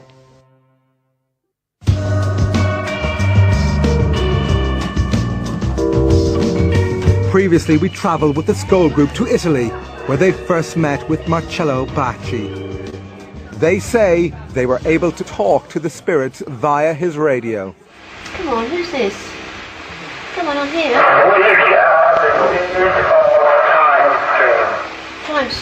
Time stream. But when the Skull Group visited Bacci in a later session, he was having problems. For months, hundreds of people who came from around the world in the hope of hearing their dead loved ones were bitterly disappointed. All they heard was static. Bacci was depressed. He feared he had lost his unique talent. Then, in an extraordinary piece of luck, as our cameras rolled in an interview with Bacci, the radio, which had been silent for so long, burst into life. Chiudete tutto! Cose del cammin di radio, del cammin di radio.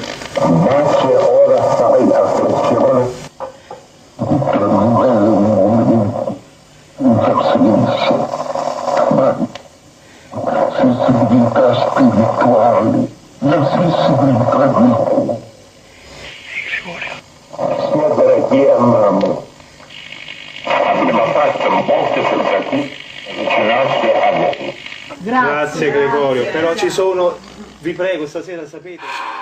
Bacci's drought was over. When the radio voice stopped, there was celebration.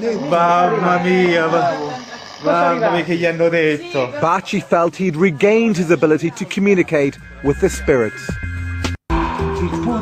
Once the recording was transcribed, Bacci told us the voice belonged to a spirit called Gregorio, a Catholic friar who had died many years ago. Later, independent researcher Dr. Toriello read the last part of this ghostly message. Man, he passed his time just deceiving himself, okay? But when all of you will be here where we are, okay? Then you will find the answer to all your questions. I'm sorry, I cannot say more.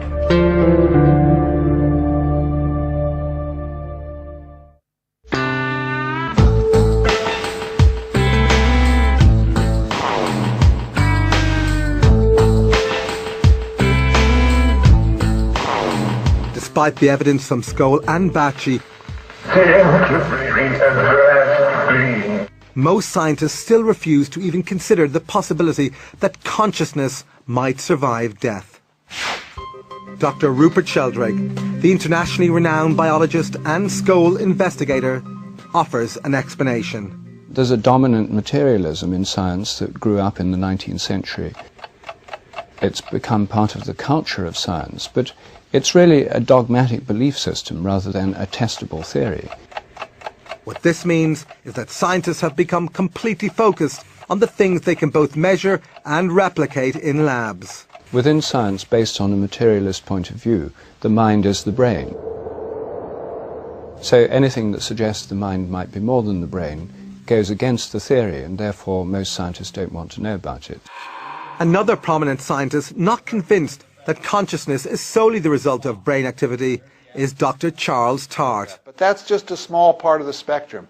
Dr. Tart is Emeritus Professor of Psychology at the University of California and a leading researcher into the evidence for life after death. The idea that survival of bodily death is impossible and that we're nothing but our brains and bodies is really a function of an outmoded view in science, a Newtonian worldview. Now, the Newtonian worldview works very well for everyday events, but one of the most interesting things about modern science, especially when you look at stuff like quantum theory, is that the world is far more mysterious than we think.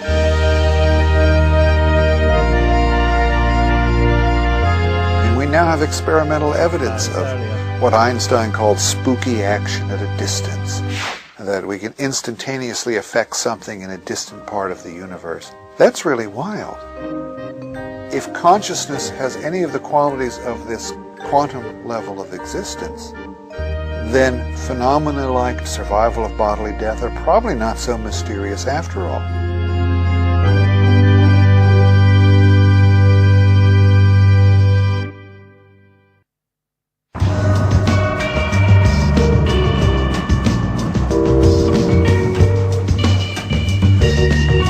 But could quantum theory explain one of the most shocking experiments conducted at Scole? This particular experiment was perhaps the most important experiment of the whole series. Previously, we showed how visitors reported seeing these balls of light appear before them. It's like fireworks. On this occasion, one of them flew inside a large quartz crystal. The crystal then levitated.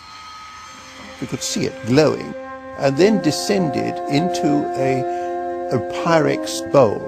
Then Arthur Ellison was invited to pick it up. He picked it up and satisfied himself that it was there and it was glowing, and he put it down again. He was asked right away to pick it up again. He tried to, and his fingers closed right over it. It had dematerialized. There's nothing there, yes, it looks the same, but there's nothing there. Then he was asked to pick it up again, and it rematerialized in his hand. Oh, I can feel the crystal now. Now this dumbfounded him. This is what finally convinced him that this was real, because it couldn't have been faked in any way. And he had his head right over the top of the bowl in order to ensure that no hand or no instrument could interfere with it. Of course, we were totally amazed by this. Things do not materialize and dematerialize. This is against all the laws of nature. We've trained scientists, of course. We know how the world behaves, and it doesn't behave like that. When you really think what we're experiencing now, yes, it's amazing. Miracle, yes. But what does this remarkable demonstration tell us about what might happen after death? The spirit team told us that the experiment with the crystal in the bowl gave a good example of what happened when we die, in that the essence of the crystal remained even when the physical part of the crystal had been removed. Our bodies represent the physical part, but the essence of ourselves remains the same. This, if you like, can be termed the soul.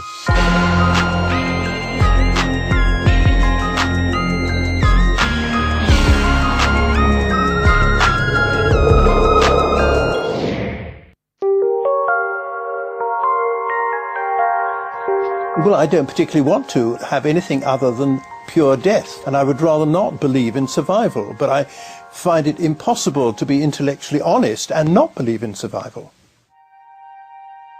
Tragically, during the production of this film, Montague Keen died. But this gave us the opportunity of testing whether or not he actually got his wish for oblivion. This came in the form of Alison Dubois. Dubois has become one of the most famous mediums in the world after her abilities were dramatized in the hit TV show Medium. She was able to conduct her mediumship in full light, in front of the camera, with two researchers seated behind, asking questions.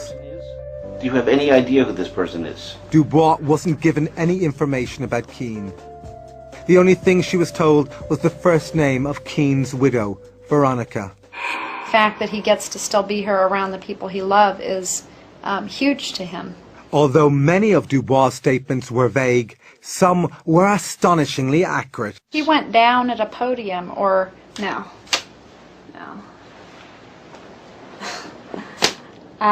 He's showing a man falling at the podium, like, and falls, and he goes down at the podium. Okay. This is important. So like an assembly. On the night of his death, Keen was taking part in a debate at the Royal Society of Arts in London. While defending his position, his voice faltered mid-sentence, and he died.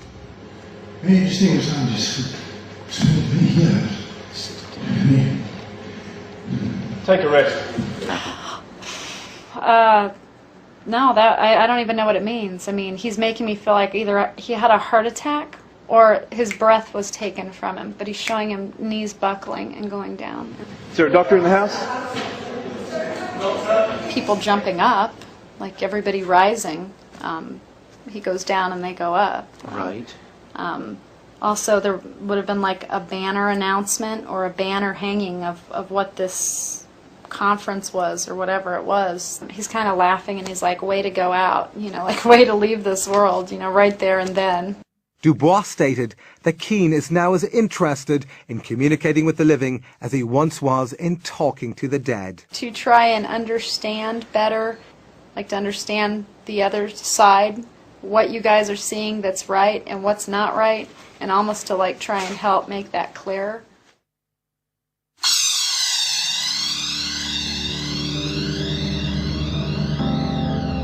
Although some researchers continue to question whether the experiments featured in this film represent convincing evidence for an afterlife, for the leading investigators and participants, there is little doubt it does. We actually saw the spirits.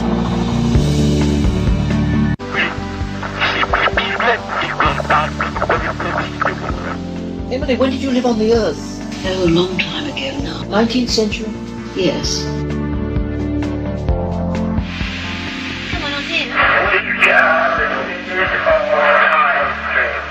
I think we were pushing the barriers further than had ever been pushed before, and I think we just got to the stage where at that time we couldn't go any further. In 1998, after 5 years and 500 sessions, the skull experiment finally came to an end. The skull experiment may be over, but today, in Italy, grieving parents continue to report hearing the voices of their dead children on Baci's radio.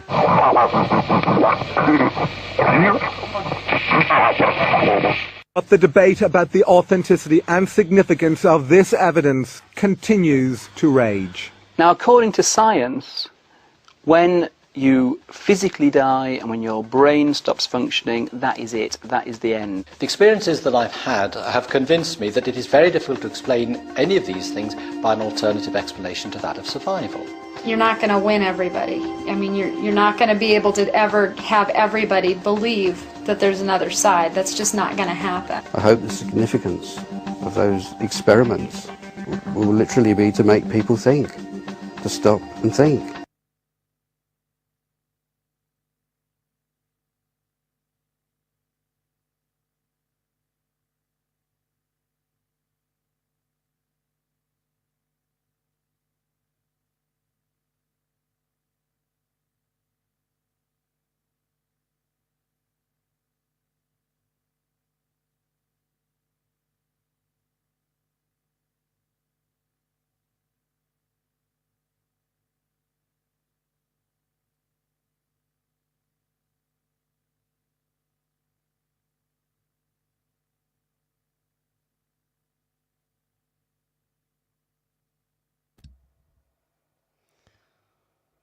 Yeah, and that's the end. They're kind of oddly put together there, just seemed kind of assembled out of different parts. And then they added their own text in there at the end. I mean, that is from the Bible, but I don't know. What do you think? You ever heard of Skull? Have you ever been there?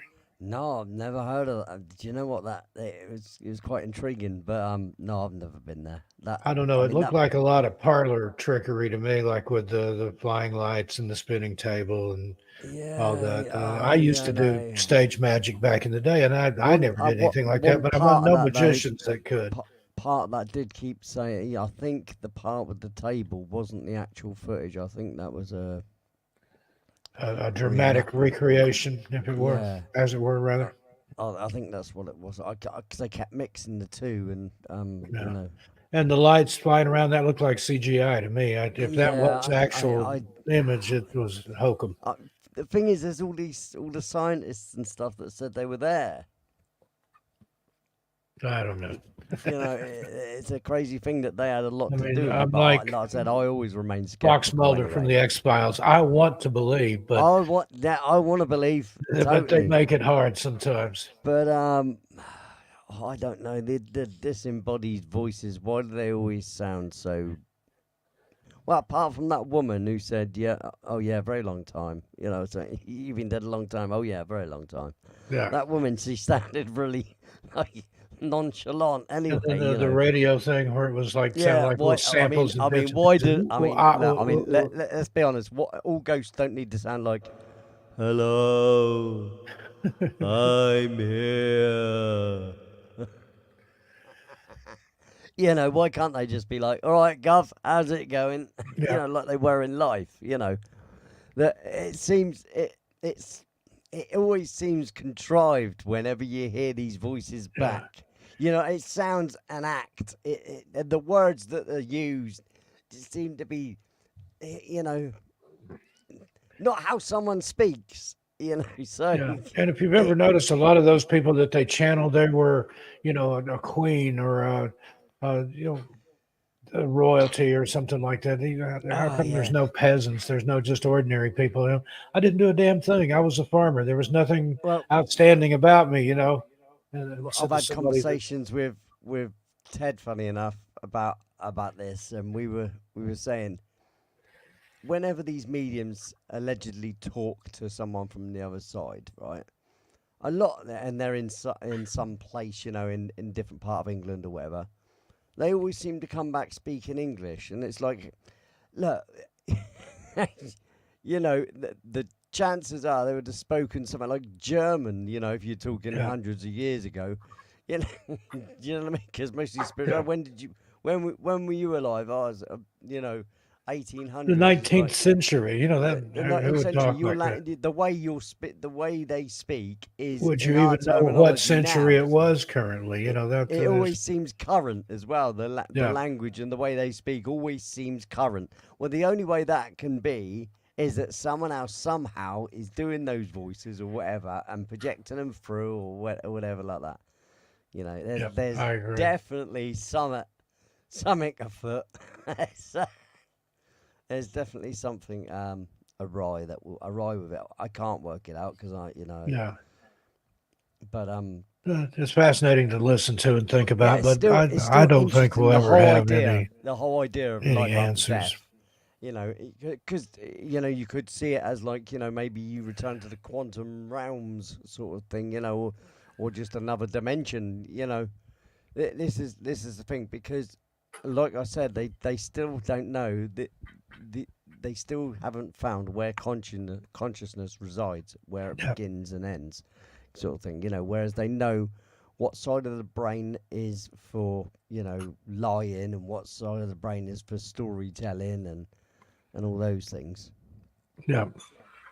But again, interesting stuff. I'm not sure how those two cases shared a connection other than somebody put them in the same video. Yeah, I think that's all it was, right? There was no link mentioned, because they'd go backwards and forwards about ghosts and then UFO stuff. Yeah, and I'd never heard of that friendship encounter in Italy either, but it's interesting where one of them was 1 meter tall and the other was almost 3 meters tall. That's quite a difference, but they looked human in appearance. It wasn't grays, it wasn't whatever, but interesting nonetheless. What it was, I still enjoyed the documentary no matter what. So it was good stuff from UFO TV there especially. And next week we've got a really good treat for you. I've already got it loaded up here. Remember the Reader's Digest books, the Strange and Unusual? Well, they made a series of tapes back in the 90s on PAL or VHS, depending on where you live. Oh, and have you got them all? I've got one. I've got several of them. But next week, same bat time, same bat channel, Mysteries of the Unexplained, Strange Beings, and UFOs. A 1 hour VHS, I think it is, a rip of the Reader's Digest stuff, and those were intriguing. I remember reading that book as a kid. It was a big, thick book. Same with the Time Life Library of the Unknown or whatever. I had that one too. Yeah, and it's good stuff. So we will have that next week. And like I said, join us here for that. Lee, what do you got coming up? Well, just my I have to normal, ask. Tomorrow it's Radio 1FA, back-to-back original tracks. It's a full pint of rock, mate, not off. And I hope to join you over there. I'm trying to do a bunch of stuff here. I'm recording for my radio show right after this with Jessica Jones, the cryptid huntress, who's on SOR weekends and after hours. And then tomorrow night, I'm recording with Eric Freeman Sims of the Unseen Paranormal podcast. He and his partner bought a haunted house, which they're opening up for tours and investigations and stuff. And he also will be joining Cisco and I on Monday nights for, I think we're talking about his haunted house over there Monday, 8 p.m. Eastern. My radio show, it airs every Sunday night, 9 to 11 p.m. Eastern time on the Ground Zero Radio Network. I'll drop links on all my different media for that. But I hope to join you over there tomorrow night, depending on what time I'm recording with Eric. But if I can, I'll pop in and sit with you.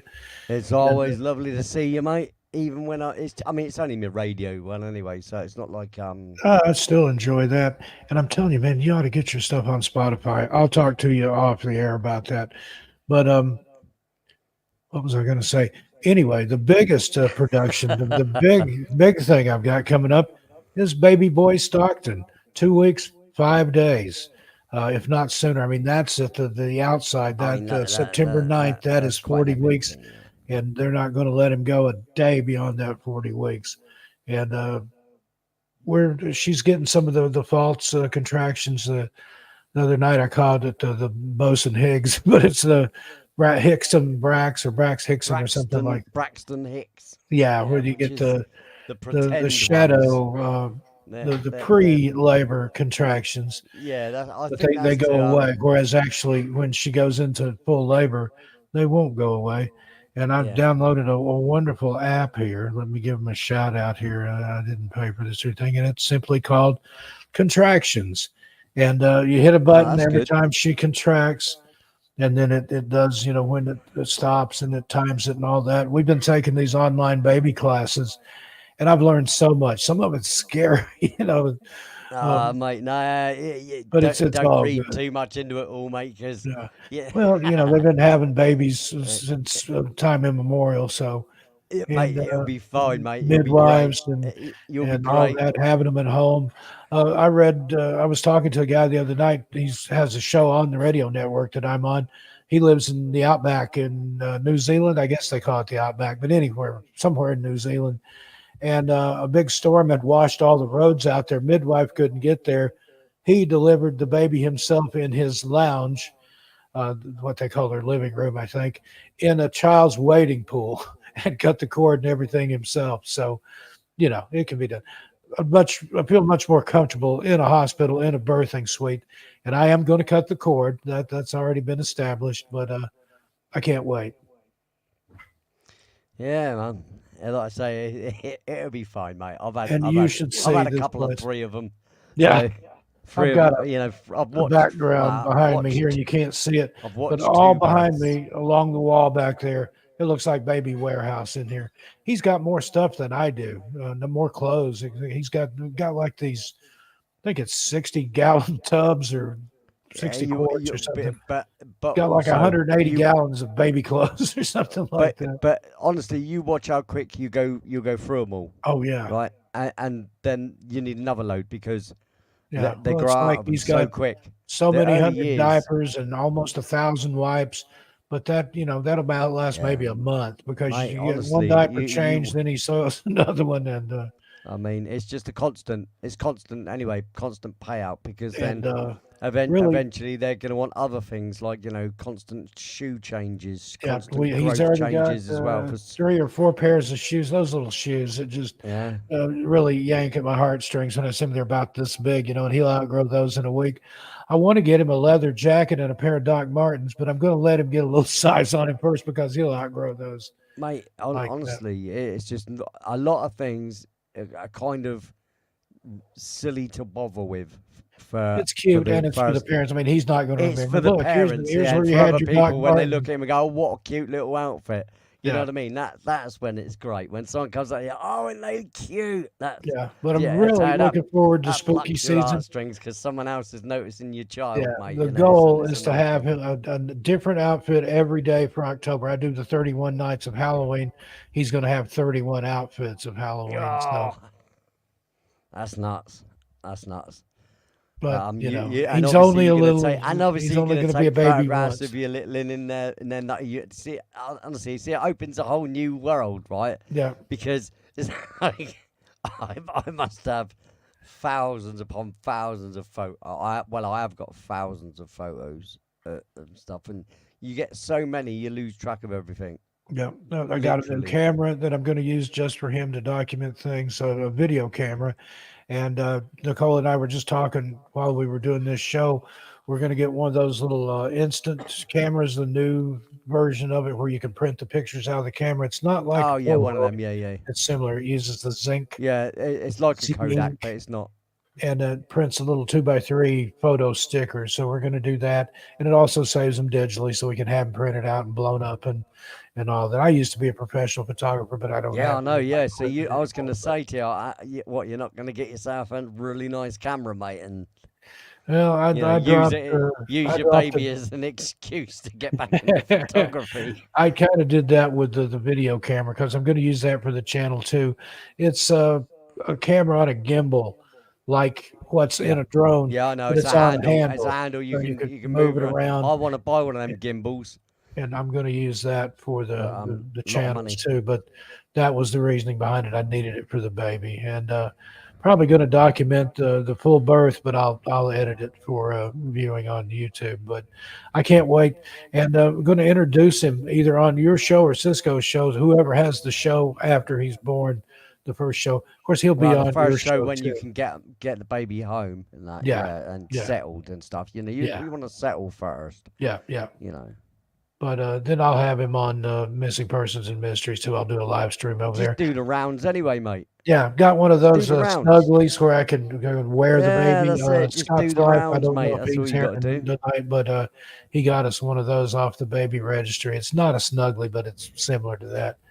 Yeah. And I'll wear him and let him sit right here. And I hope he's very vocal when we're listening to your music show. I'll leave my mic on. Be like, wah, wah, wah. He'll be like, Stockton, quiet that baby. He's interrupting the show. Yeah, you're just gonna wind me up now. Look, I've gone through all Yeah. that stage, all right? I don't need. Yeah. Yeah. Oh no, it's beautiful. It's beautiful, mate. It's beautiful. Beautiful. Yeah. Beautiful thing. Yeah, beautiful. I'm excited. If you can't tell, Nicole's New excited. life. Too. Oh mate, look, it's your first one as well. It is. Yeah. It is expected for you to be a bit. You know, you can't help but be more than enthusiastic about it because being your first is your biggest thing. You know what I mean? Yeah. And didn't mean to take this and turn it into baby circus, but again, we've got baby brain. That's all we think about, and I can't wait. Yeah, like I said, when it's your first, it is. But anyway, it's new life anyway, isn't it? So it's great. It's cool. All right. Well, I'm going to go ahead and get out of here. I was supposed to record for my I radio need a show quick at chat 8 with you o'clock. before you go. Anyway. Okay. Yeah. We'll sign off here, and then you and I'll talk. Everybody, Yeah, man. thanks for being here. For those of you watching in the future, thanks again for watching us, and join us here next week, Wednesday at 6 p.m. Same Eastern. time. We'll have Mysteries of the Unexplained series. Well, we may end up doing the whole series, but Strange Beings and UFOs, and that's the Reader's Digest things. If you remember those big, thick books that they used to put out, and there was a VHS version of that I don't know that I've ever seen, but we've got one of those coming up next week. And I'm going to look and see if I can find more from UFO TV, which was the first segment of this tonight. That was really good. Nicole and I both enjoyed that as well. So have a good night. We'll see you tomorrow night on your channel. Yes, And, indeed. Yes, indeed. I certainly have a hope good to one, see everybody. everybody there. It'd be lovely. Lee, I'll let you play us out of here with Thank you very much, mate. Forward Momentum. Have a good night, everybody. Love, peace, and chicken grease. Yeah.